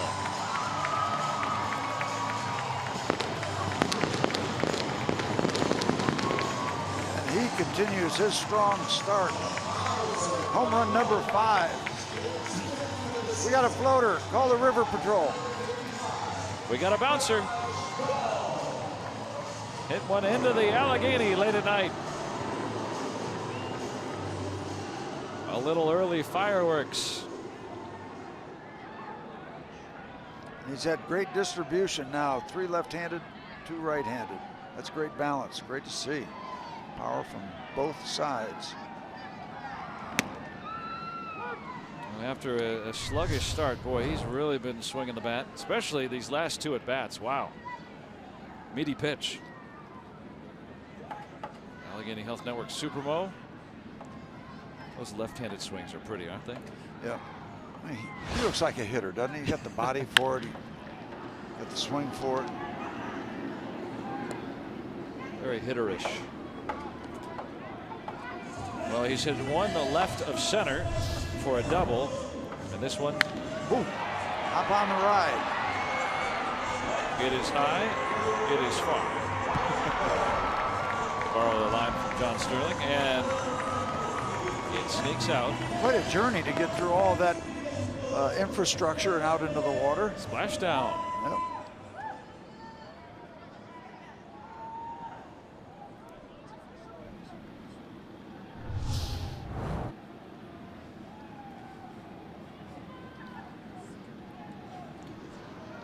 Gregory Polanco in the middle of everything last inning.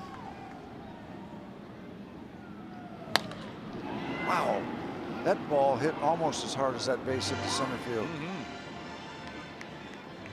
Show him how you did it, Josh. Yeah, you're allowed to have a pose after that one.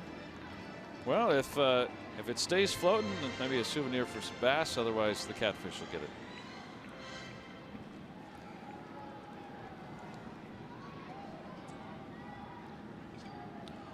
Maybe it'll ride the river all the way down to New Orleans. Like that is a base hit, and more.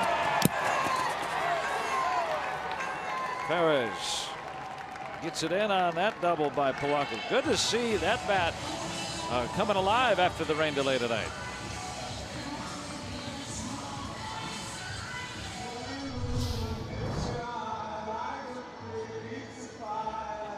outside corner. It's the opposite field. That's the way you're supposed to. Stays with it. And that's no short swing. That's the big old long swing. That's all right there.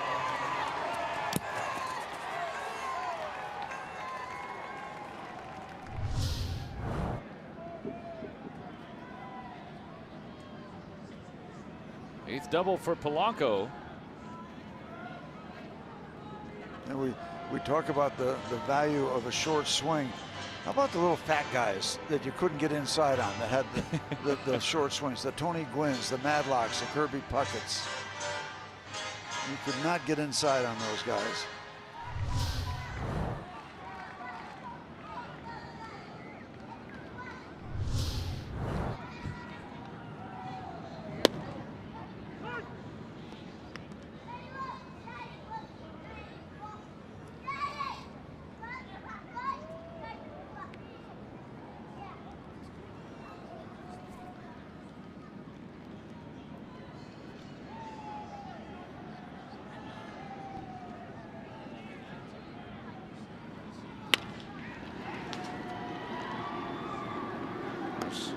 Quickly unloads that one. And Josh Bell send it to the river. Pretty swing, pretty powerful swing. A portrait.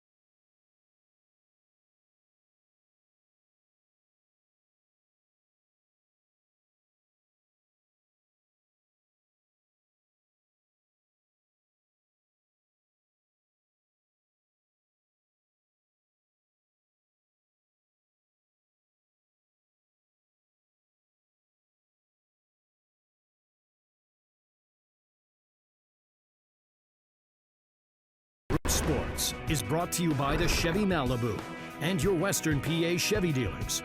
And by Day Automotive. We're going to make your day. Let's go Bucks! Josh Bell with his 5th home run, adding to the Pirates' 4-0 lead on the UPMC scoreboard. Real bell ring. They're ready to go. They're ready to light the fuse and light up the city. The barge is ready.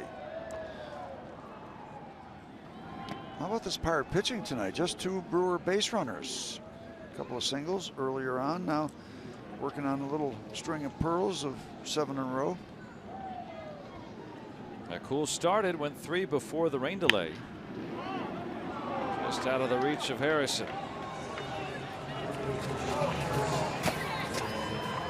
And Polanco will track it down. A leadoff double for the pinch hitter Domingo Santana.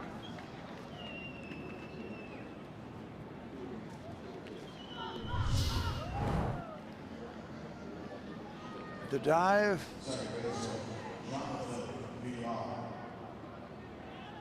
Once it got down in the corner, it was like a hockey puck going around the boards, and Polanco finally corralled it.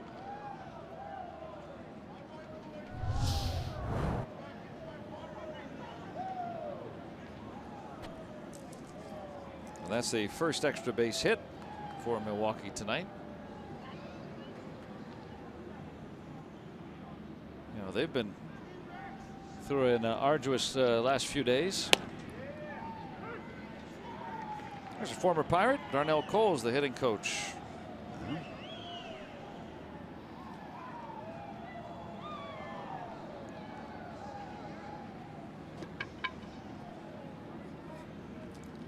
Was it, I think it was Darnell Coles that had that scary collision in right center field over at Brewers Stadium with Dave Clark.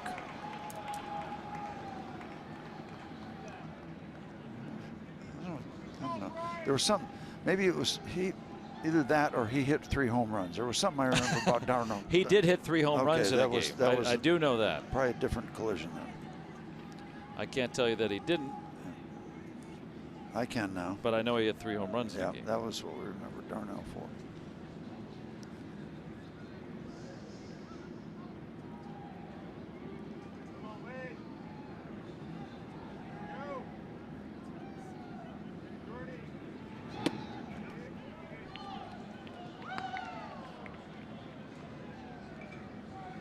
And look who's warming up. Uh-oh.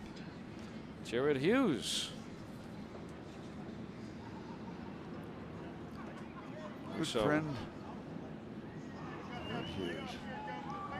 And released at the end of spring training. Brewers snatched him up and been working out of their bullpen. So he'll come on and pick up for the other ex-Pirate. And it won't take him long to get to the pitcher's mound. And in the picture there, Lee Tunnell, another ex-Pirate. Yep. Pitched for the Pirates in the 80s. 11-game winner one year, I think.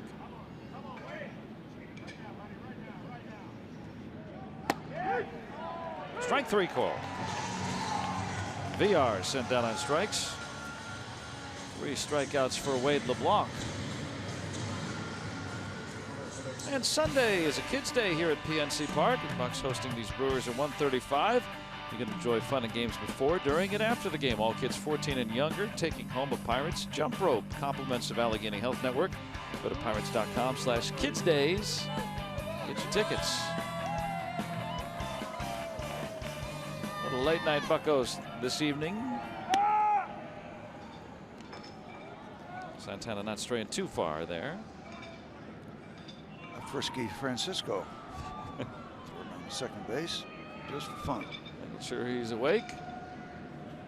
Eric Thames tonight's flat out twice. What a burst onto the scene this guy was the first 2 or 3 weeks of April. He's really been able to hit left-handed pitching too in the early going. You think about a lefty batter with power. Can he be, you know, a guy that faces both lefties and righties every day? Well, there's a lot we didn't know about him coming over from Korea, but slugging 1,000 against lefties so far. Sounds very impressive. He averages a single every time up. Nice breaking ball. Nice sequence by Wade LeBlanc there. Fastball down in under the hands, a little movement toward the hitter, and then the breaking ball down and away. Nicely done. Nice 1-2 punch.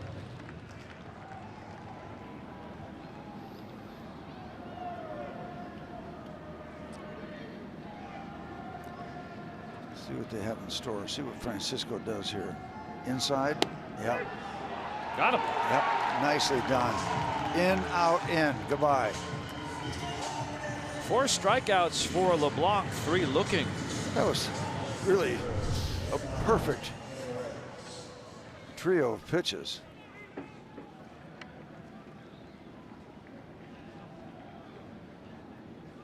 Spot on. Thames 0 for 3 now.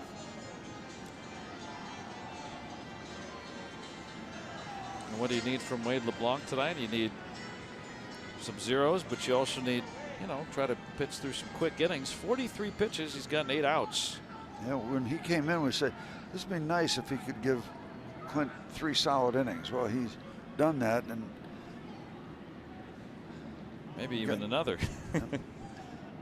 If he can get this final out quickly.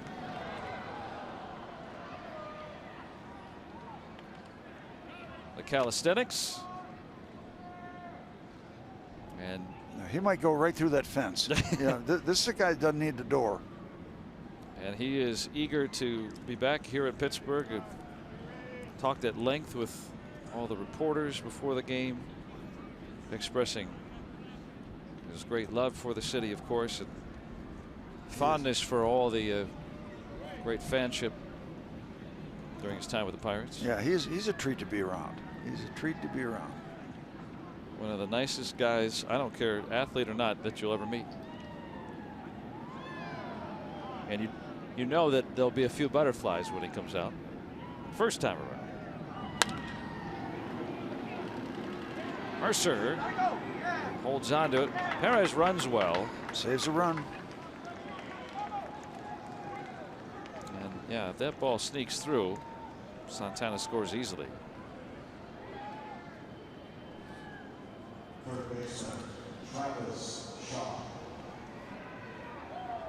The first 2 base runners against LeBlanc. And you want to see how some other folks feel about Jared Hughes. And one of the classiest and greatest guys in baseball, Daniel says. Dominic feels the same way. Yeah, want some applause? Feel free to applaud at home too. That was one of those things where the Pirates wanted some length out of the final 2 spots out of the bullpen coming out of spring training. And so they wanted to keep LeBlanc and Trevor Williams. They felt like they had 5 guys that could pitch in short relief for them at the time that camp broke. And so rather than just send down Jared Hughes, they did have that option. Wanted to make sure that he had an opportunity to pitch at the major league level, so they cut him free and he quickly signed with the Brewers.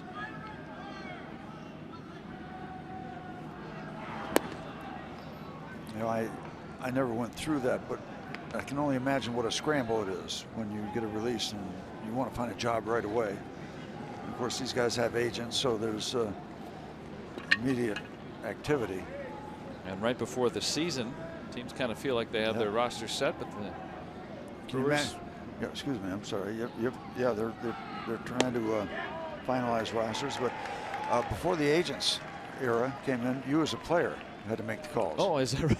Oh yeah. Well, who else is going to call? I've hooked Steve last year. No, it wasn't me like, in my situation, but a lot of guys did, and you had to have the phone numbers. 2 on, 2 out.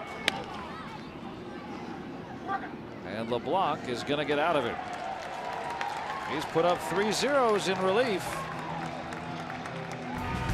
And the Pirates still own a 4-0 lead.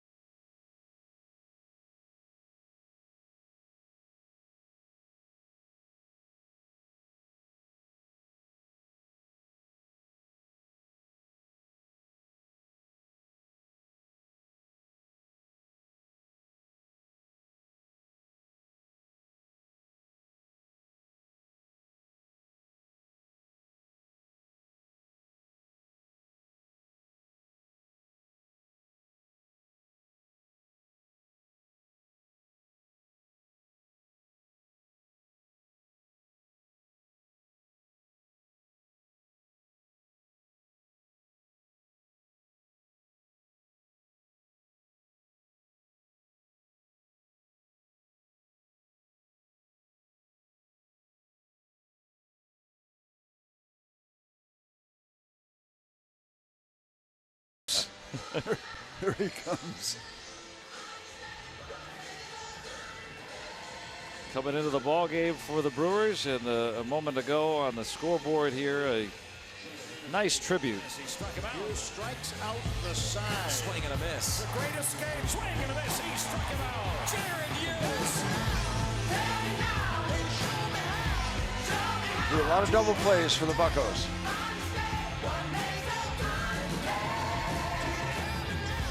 A big part of the Pirates' success on and off the field. Never did bite off half of his tongue, as he could have several times on some of those deliveries. Jared Hughes. And so Hughes in for the first time against the Pirates. And some applause by the fans and by his ex-teammates. Yep. Well deserved.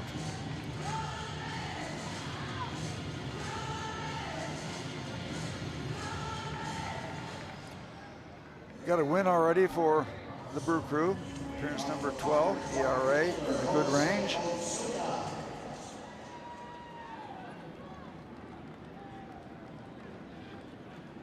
And he'll face someone he's never faced before. Jose Osuna was never his teammate during the regular season. Domingo Santana stays in the game. He'll play over at right field. Nick Franklin swings over to left.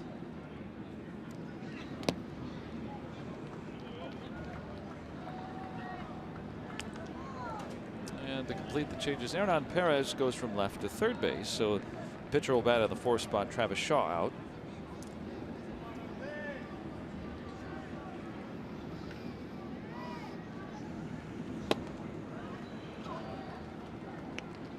Now, you never were on another team other than the Pirates, but when someone got traded away from the Pirates, maybe an ex-teammate, did you look forward to facing that person?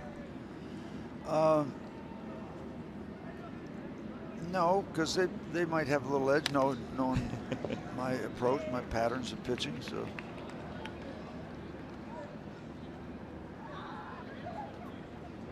never wanted to, strike out an old friend or anything like that? Oh yeah, one strike out all of them. Yeah. Become friends in the off season.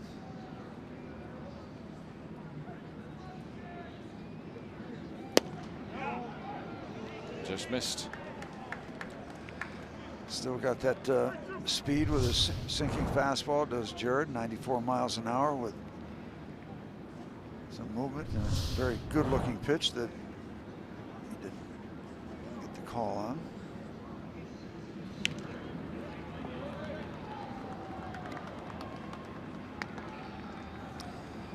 I went to an assembly on a caravan one year with Jared, and unannounced we walked into an assembly that was not scheduled. We got 300 kids there that we've got to entertain for 45 minutes. He came up so big in terms of helping me out and a ham and egg in it. That's something you don't do on your own, and he couldn't have been better with that thing. It just picked up the whole program and really did a nice job. And Robbie and Smikowski's got more on that. Yeah, Steve mentions ham and egg in it. Jared Hughes, well, he's ham and egg in it in a Brewers uniform. This was last month. Watch to your left. Jared Hughes, whoops, falls down on a Domingo Santana home run. Yep, Hughes, I was hoping no one saw that. But last night, this is what he does. And watch the reaction of his teammates in the bullpen.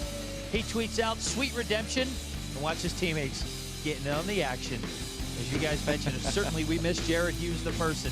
Boy, what a funny character and just a wonderful first-class human being. And it's great to know, guys, that nothing has changed with Jared Hughes except the uniform that he's wearing.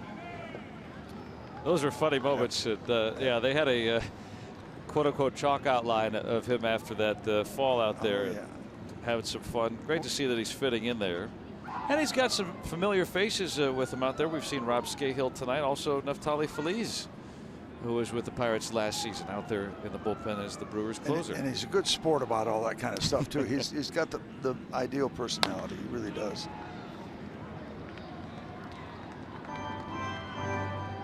Juan Nicasio starting to get up. Picking up for LeBlanc, who has pitched 3 scoreless. had a 2-hour and 27-minute rain delay earlier tonight after the third was completed.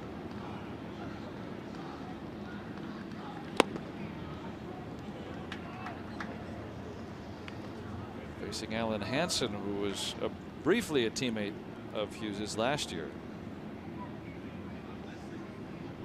There's Neftali Feliz, the closer of the Brewers.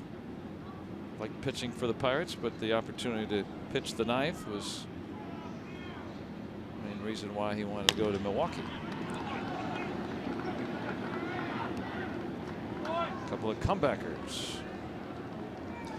You'll see that off a sinker ball pitcher. Top of the ball and bounce it back to the pitcher. Now, this is the first guy that I'm sure Hughes really wants to face. A long-time teammate. Yeah, Jordy's made a lot of plays in back of him. Turned a lot of double plays. Now his job is to get him out.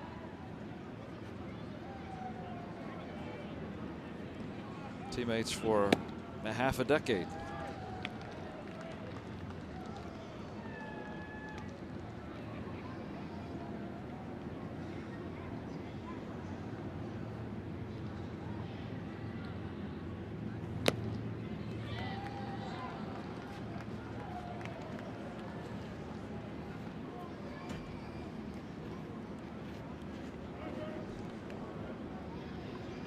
To see if the two will say anything, but nope, it's all business. Yeah.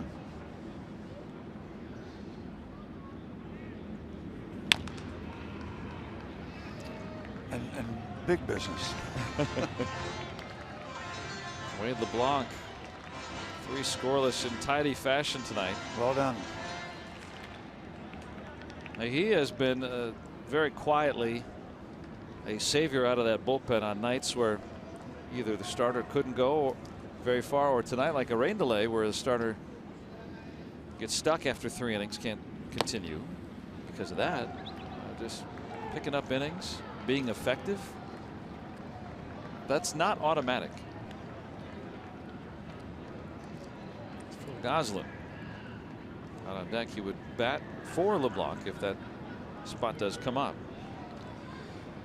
You know, he's got that interesting background, Wade LeBlanc. He started 79 major league games, so you know, he's used to getting out of the dugout and going back out to the mound. So we will see Goslin.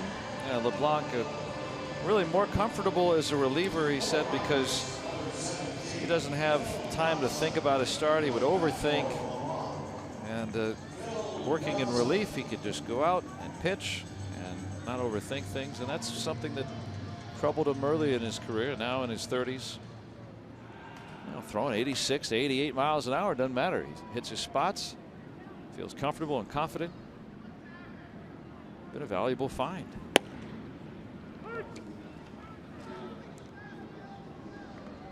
Goslin checking in at 120.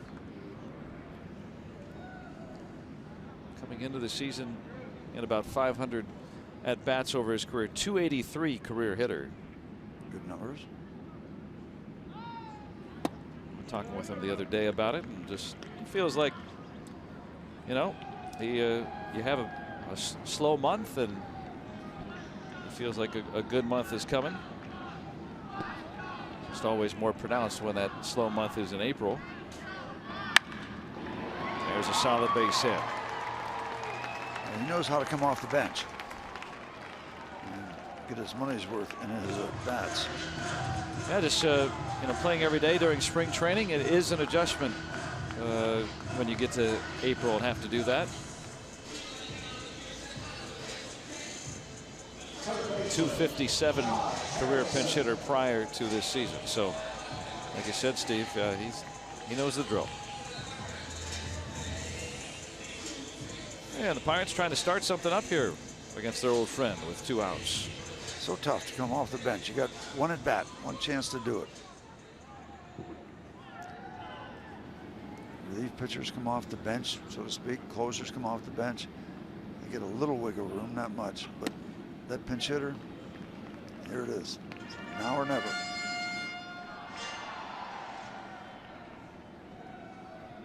another chance to face a longtime teammate. Harrison hitless in 3 trips tonight.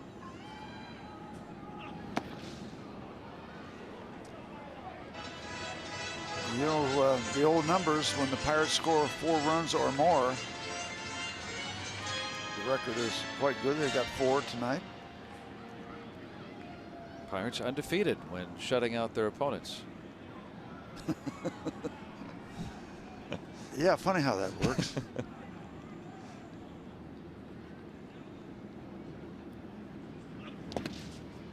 Yeah, Josh Harrison had never seen Jared Hughes' slider from that direction before. No, different angle. And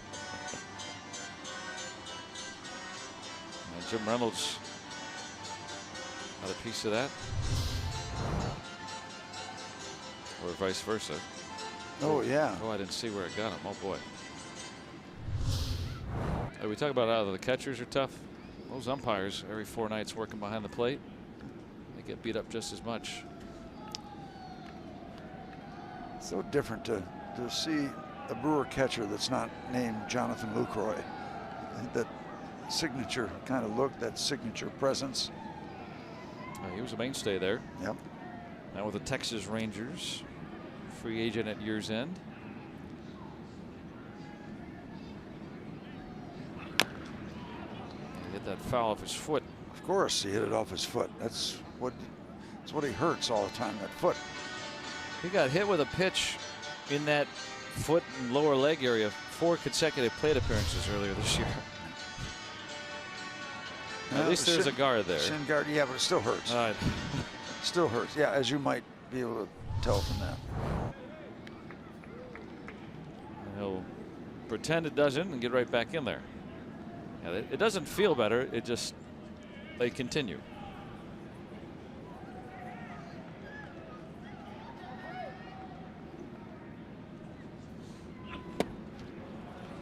Got him with a slider a couple of times in that at bat.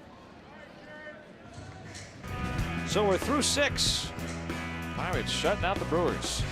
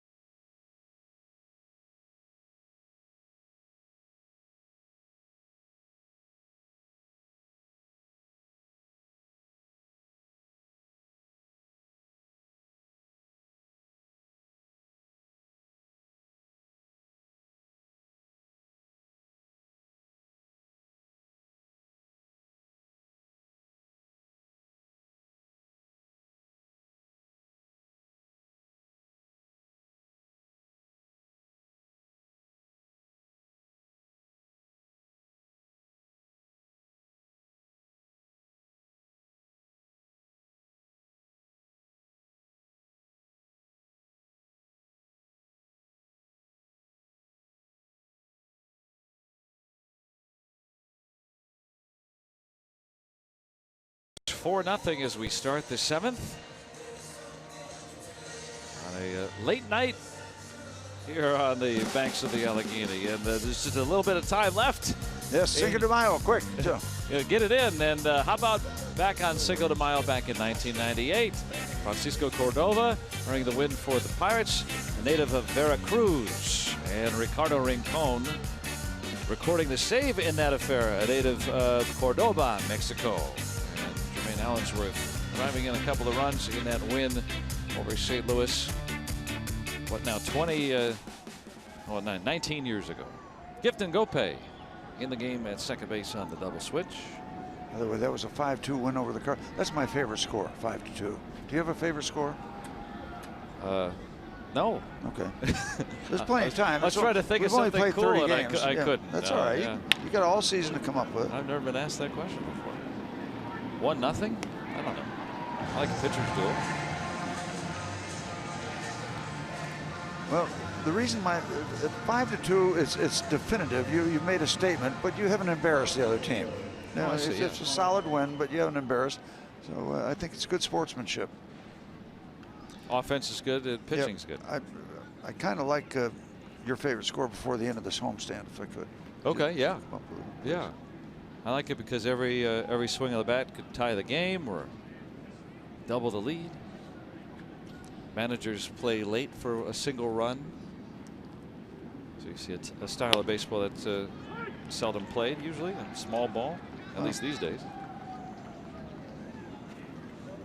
I had never thought of that before. I'm talking more about the final score, not the details. Yeah. Okay. Jared. Scoreless inning.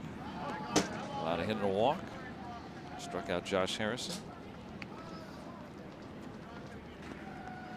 I used to think 6-1 was pretty good, but 5-2 is a little tighter. Plus, then you can give somebody a save. Yeah.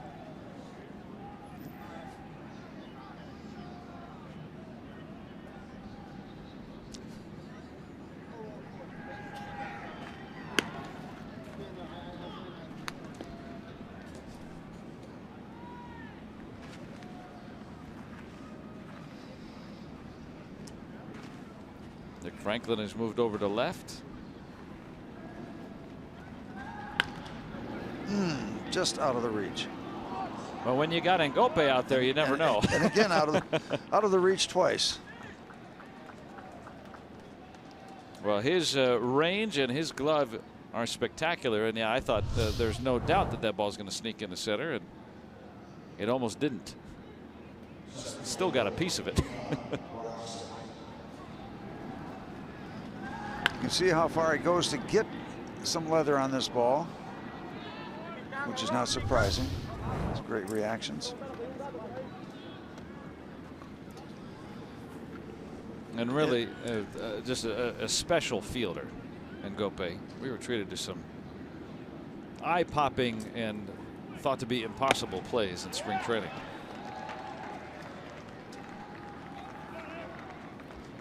Now the question always has been, will his bat be good enough? And in the very limited time that he's been up here, it has certainly been sturdy. So.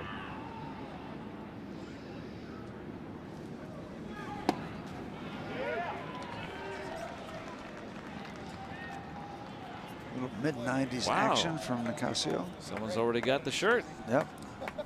Spelled correctly. Got the whole thing going on.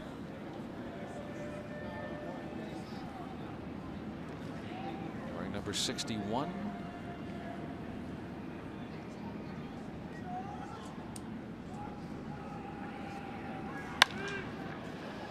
That hit well.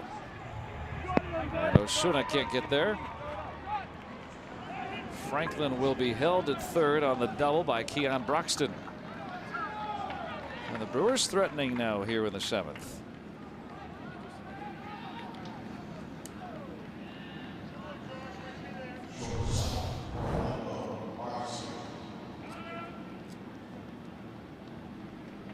Well, Keon Broxton starting to swing a hotter bat lately again.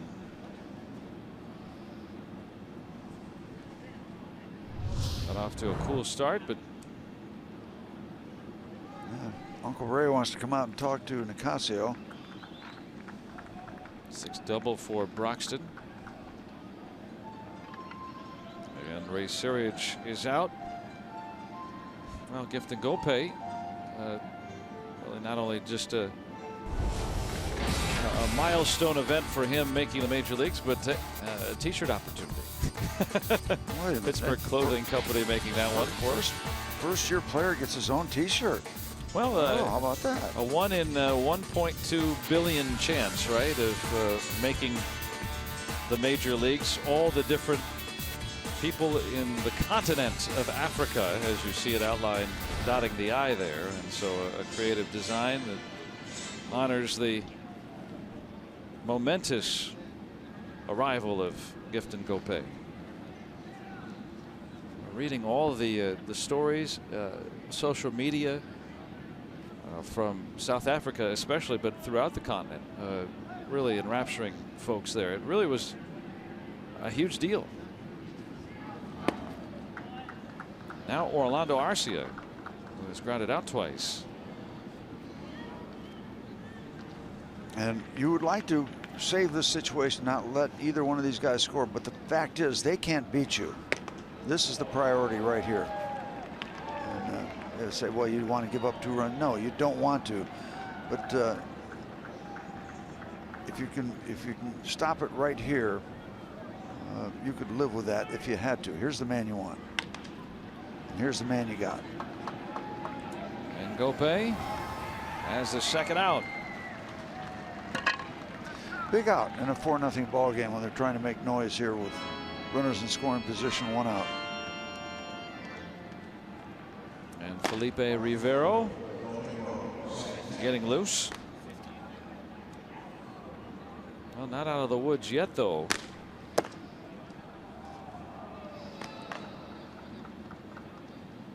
That hurdle. Yeah, a big second out, but you still need 3. Still works that way. Still need to get 3 outs every single inning. Santana has some big power. Doubled his only trip. That was a pretty big power on that 94-mile-an-hour fastball. He was trying for it.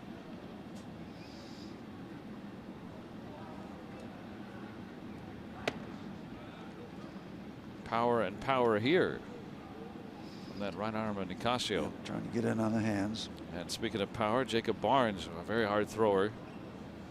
Aren't they all that come out of the dugout? That's why I have to say very hard, right? I guess yeah, they're all hard throwers. Exceptionally hard. Yeah, upper 90s instead of just mid 90s. Boring. Oh, Nicasio ahead in the count. And the VR had to get out of the way of that one. Yeah, you got to be alive in those on-deck circles.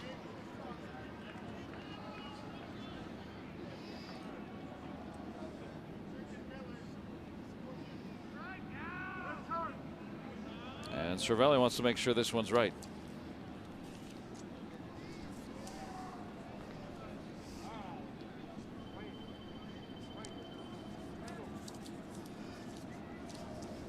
Now Nicasio straight. Now big situation here. You know, you got a 4-0 ball game in the 7th. Get this final out. Still feel very good. If Santana hits one out to the outfield, Broxton at second runs very well. They might play it a pair, and then you're bringing the tying run to the plate. A big swing right here. A lot of heat delivered by Nicasio to Santana. Let's see if they go away from that. They're still in control. He's still got a pitch or 2 wiggle room to try to get him to chase before it gets more serious. This at bat. Up again. Couldn't get him to chase. No harm done, because he's still in business for a high fastball, but you wonder if he goes downstairs after being up all the time, just to fool him. Also owns a slider, but has been throwing almost all fastballs lately. And try that, as you suggested, down. It's a cutter, kind of a fastball, not the 96, 95. Okay, now we're down to cases here.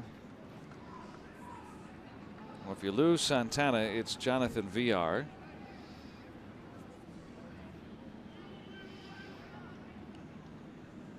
But then you bring the tying run up. And that's what's going to happen here in the 7th. And I don't know if he's going to get an opportunity to face VR. He's not. Nope, second visit. That means Nicasio is done. And Rivero will turn around VR and trying to get the Pirates out of this jam. Bases full of Brewers with 2 outs here of the 7th. Pirates have a shutout going with that in jeopardy.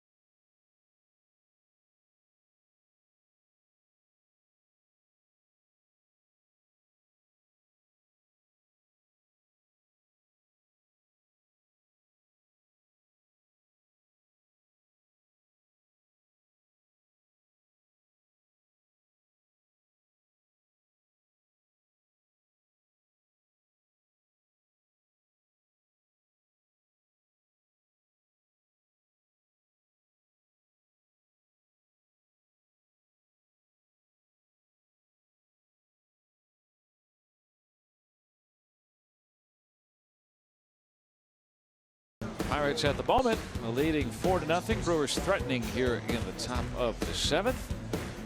Yeah, now I think Cinco de Mayo is gone. Is that true? Right. But if you have a blender at home, it's always a good time for that. Yep. And look at our Nissan road ahead. The rest of this brief homestand: Matt Garza, Garrett Cole going tomorrow night, and then a Sunday matinee: Zach Davies and Tyler Glasnow.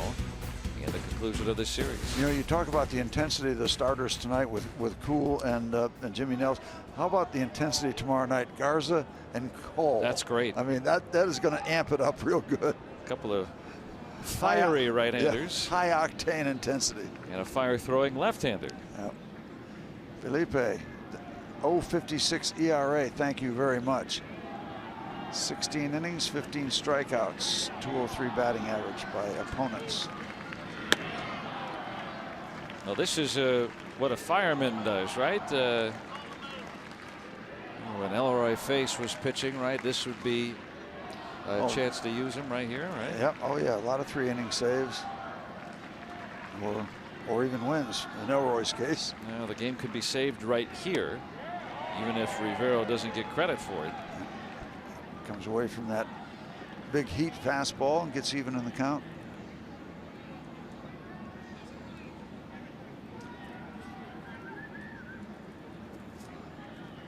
Two hits and a walk allowed by Nicasio.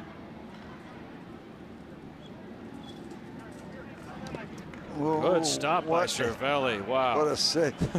Oh, Marc-Andre would like that one. Oh, yes. And Marc-Andre makes those kind of saves. Nick Franklin at third. He singled with 1 out. How about this pick?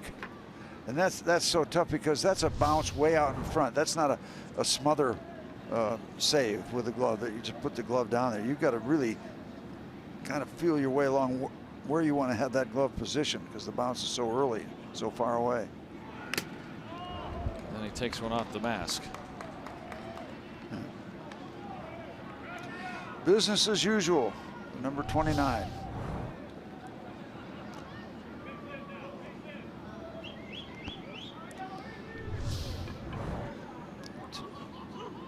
To slider or heat? I'm going to guess heat. Just a guess.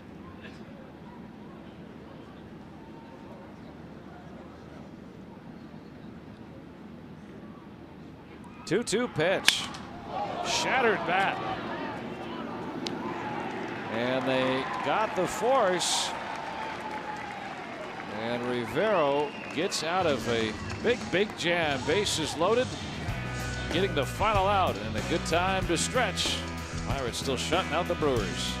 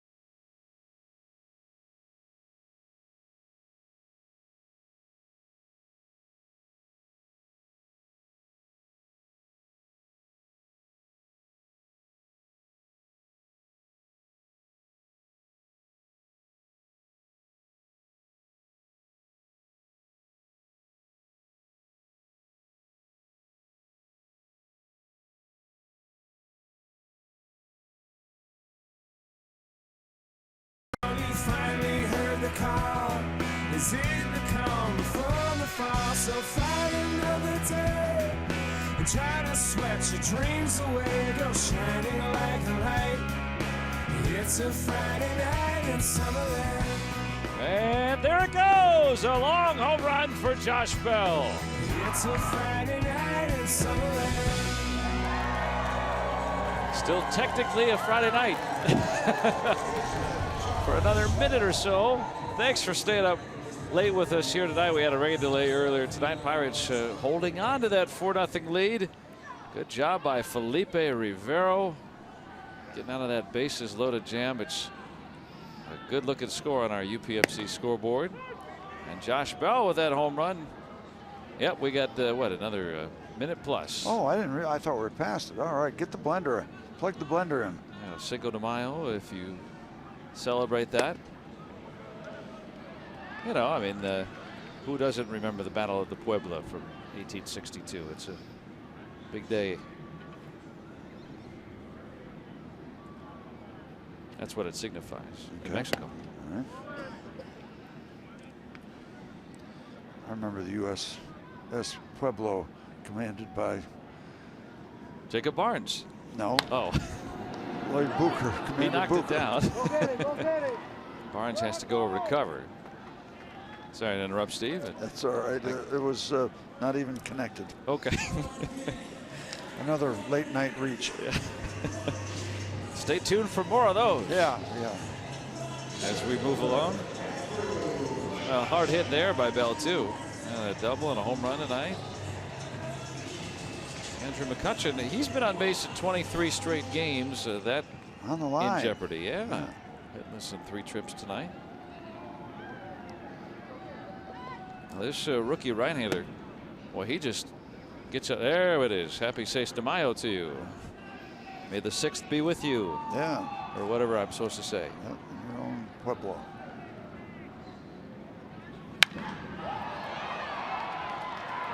Not quite enough.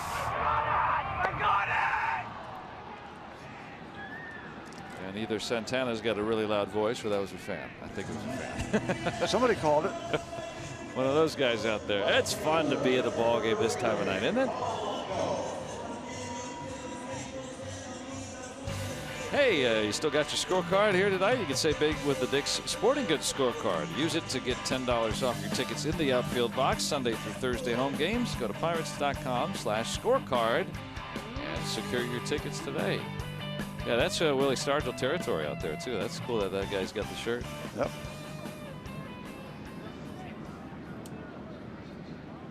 If he ever got to hit at that ballpark, he'd peppering it out there.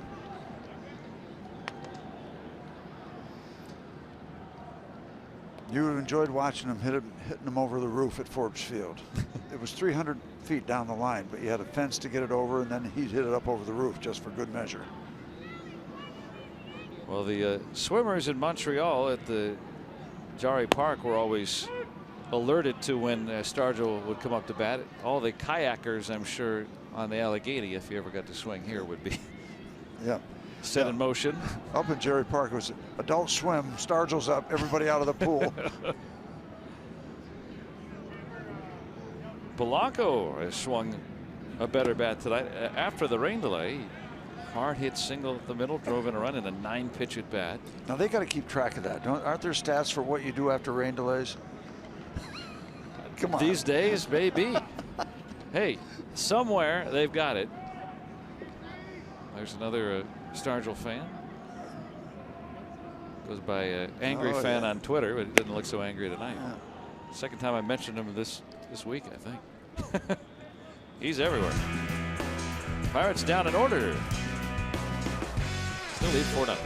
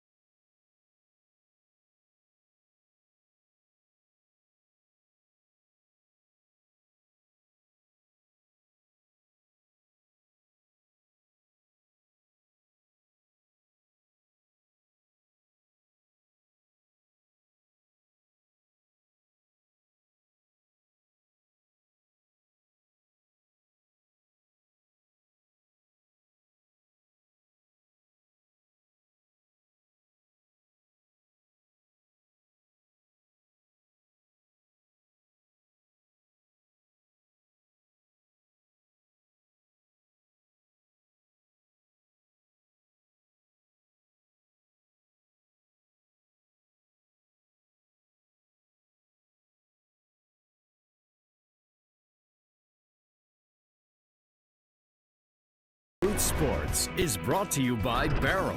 Visit Barrel.com to learn more about our 3 conveniently located collision centers. And by Levin's, the official furniture and mattress supplier to the Pittsburgh Pirates. For the best quality, service, and value, shop Levin's. Let's go Bucks!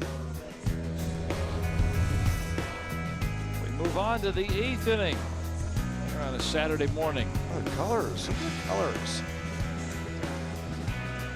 Glad you're with us here tonight. Is that tonight. the Warhol Bridge? I think it is. Maybe. John Jaso is in the ball game at first. I think that's the second bridge. 1, 2. Or is it the Rachel Carson? That's the Rachel Carson bridge.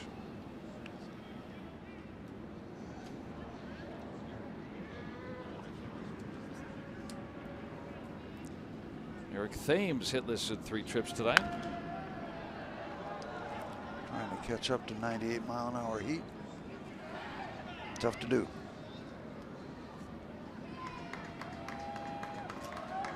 Thames has been cooled off a bit after that great April. It's like a Robo Man with that armor on the arm.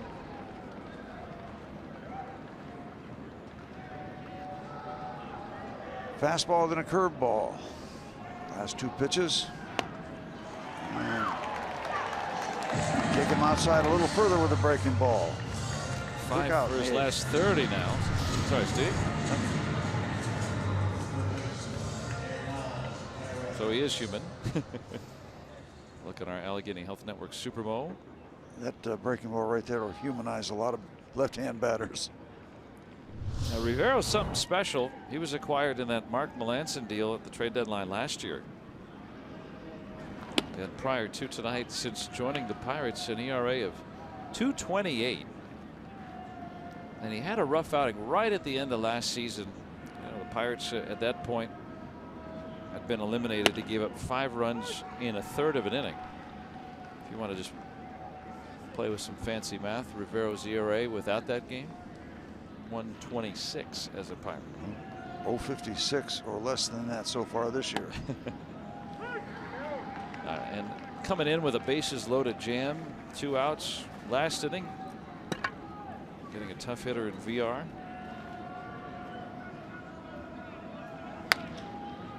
Foul ball. Well, we talked about at the beginning of the game tonight, if you're not hitting especially well and you need to be better with your defense, how do you win? Well, you outpitch somebody. And the Pirates coming off a stretch right now, 3 consecutive games without an error for the first time since early July last season. So maybe the defense is improving.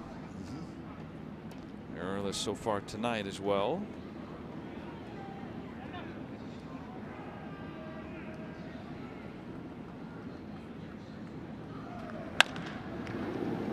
And Rivero trying to pick up an assist. Well, hey, credit Mercer.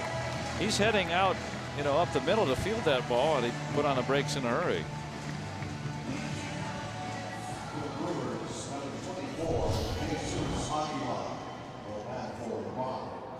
Can I get it? You made that look easy, did Mercer? Jordy can unload it quickly when he has to, and he had to do it right there. Pitcher spot due up. And Brewers will bring in Jesus Aguilar to bat. Barnes one quick scoreless inning.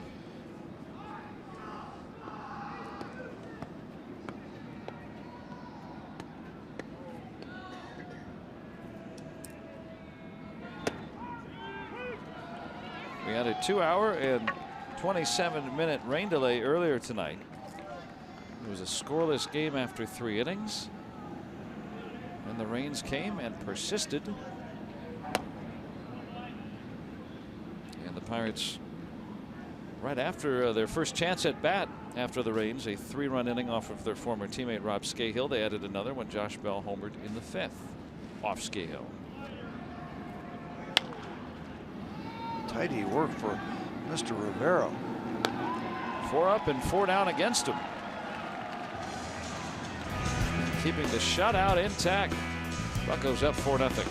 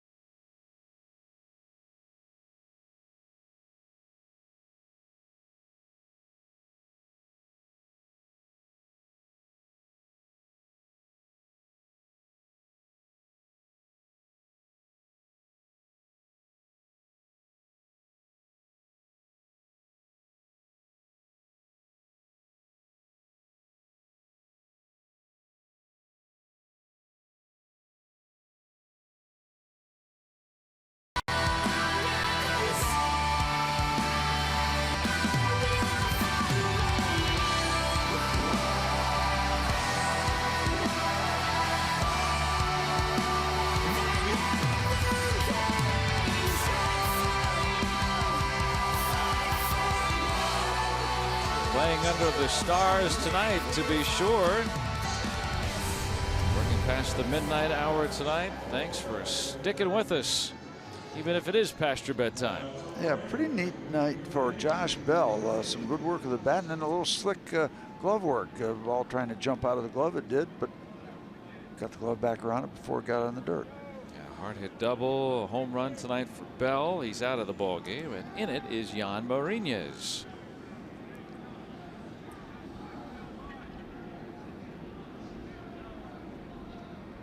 Right-hander will work against Cervelli, Osuna, and then the pitcher spot due up third. Another live arm coming out of the bullpen.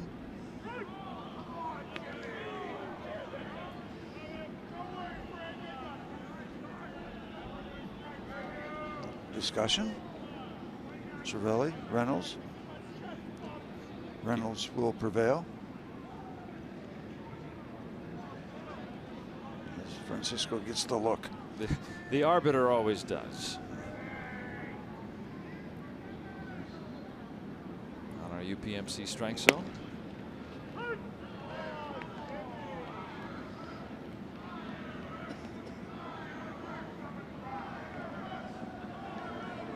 Well, perhaps discussing what late night food options there are in Pittsburgh. Where can I get kimchi at 1 a.m.?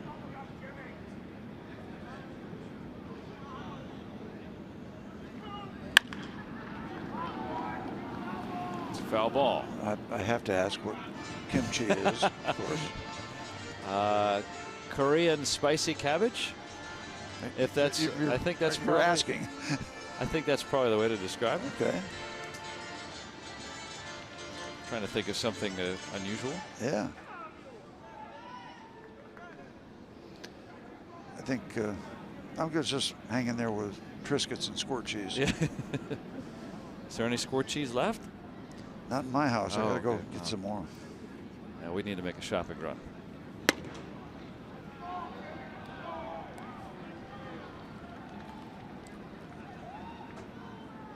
Cervelli with a hard hit single back in the fourth. Chris Stewart's grabbed a bat. Pirates need another hitter this inning. The bat for Rivero. Two men left are Stewart and Diaz, both catchers. Marinez with the first out.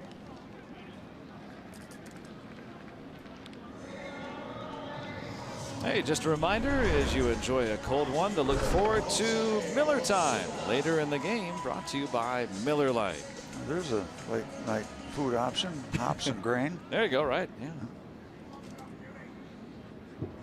I like that. That's a really cool design. Good ship, Roger.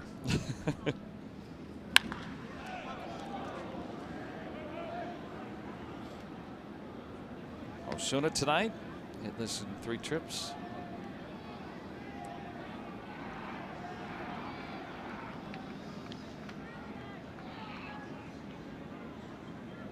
Pirates with 3 in the fourth, resuming after the 2-hour 27-minute rain delay, and then Bell with a home run in the fifth. And play to the fourth run. Up towards Santana. So 2 up and 2 down in the Pirates' 8th inning. And MLB.TV Premium is back and better than ever. You can watch every out-of-market regular season game live on more than 400 supported devices. Plus, you get a free subscription to At-Bat Premium. Blackout and other restrictions apply. Visit MLB.TV for details. Gift and Go Pay.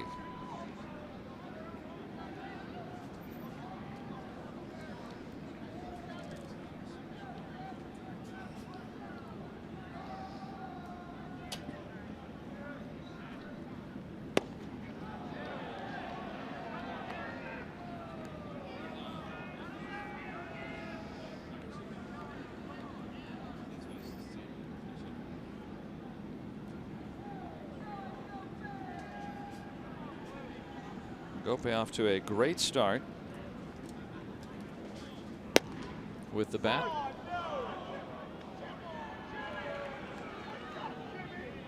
Just as he finished spring training in the same fashion. 16 for his final 27 in the spring.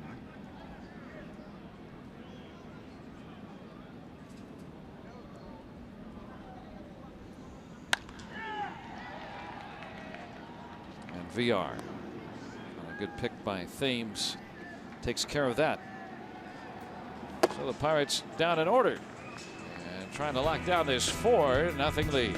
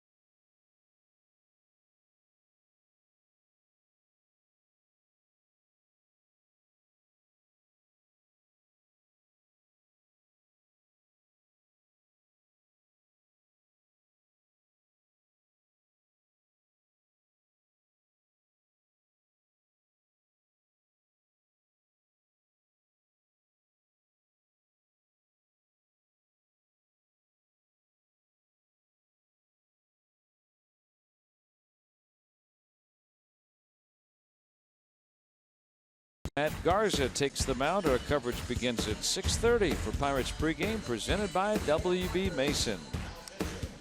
And you hope that Garrett Cole just keeps on throwing like he's been throwing the last 2 outings. Been very strong. Been a lot of Garrett Cole power. And here, light rain, a mist almost, been falling the last couple of innings, but Pirates trying to lock down a 4-0 lead, secure the victory here in the series opener, and worth the wait tonight. Got yourself a baseball and a good-looking glove too. Non-save chance. Daniel Hudson gets the nod. Pitched yesterday, rebounded with facing the minimum in a scoreless inning against Cincinnati.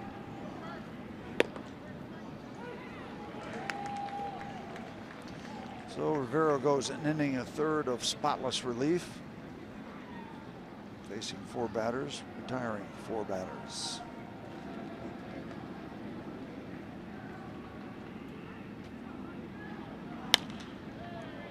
Pena out to right. As soon as got the first out. And a good spot to bring in Daniel Hudson. He had struggled in a few outings and maybe losing a little confidence, and then gets to pitch yesterday in a game where the Pirates were trailing. Kind of feels back on track. And then here, this is kind of where he would pitch normally. You know, you kind of use your 8th inning guy in a non-save chance, but with a lead late, right? Yeah, and you know, yesterday's game was still a 4-2 ball game, so not one of those things I'm going to throw him in because the whole thing's out of hand. No. And a base hit for Nick Franklin, his 3rd tonight.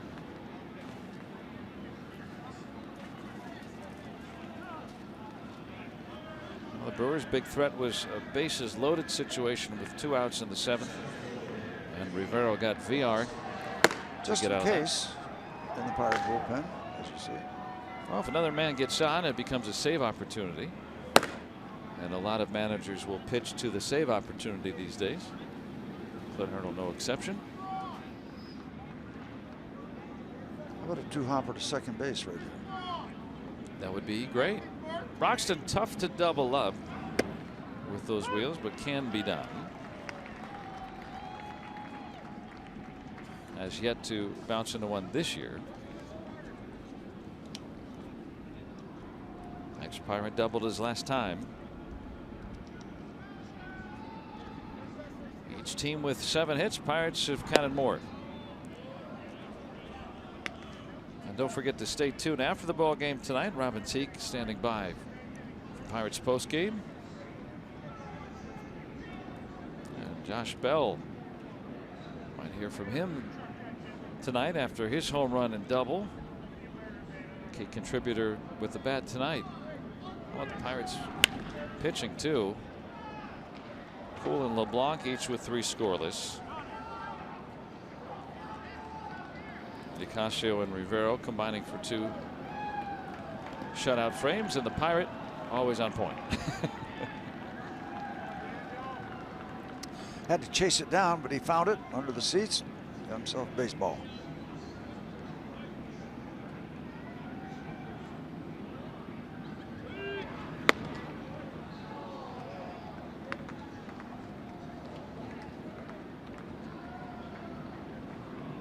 Chad Kuhl was pitching brilliantly through the first 3.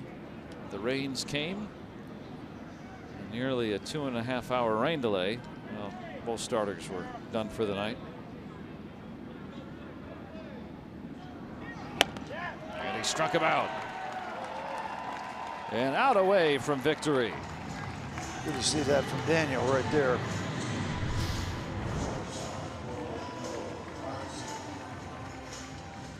Nothing but steam.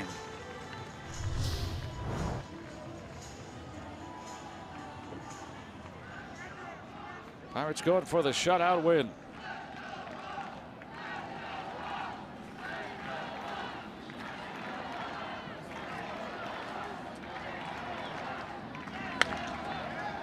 Arcia. You got a man there. And that'll do it. The Pirates withstand the rain and shut out the Brewers.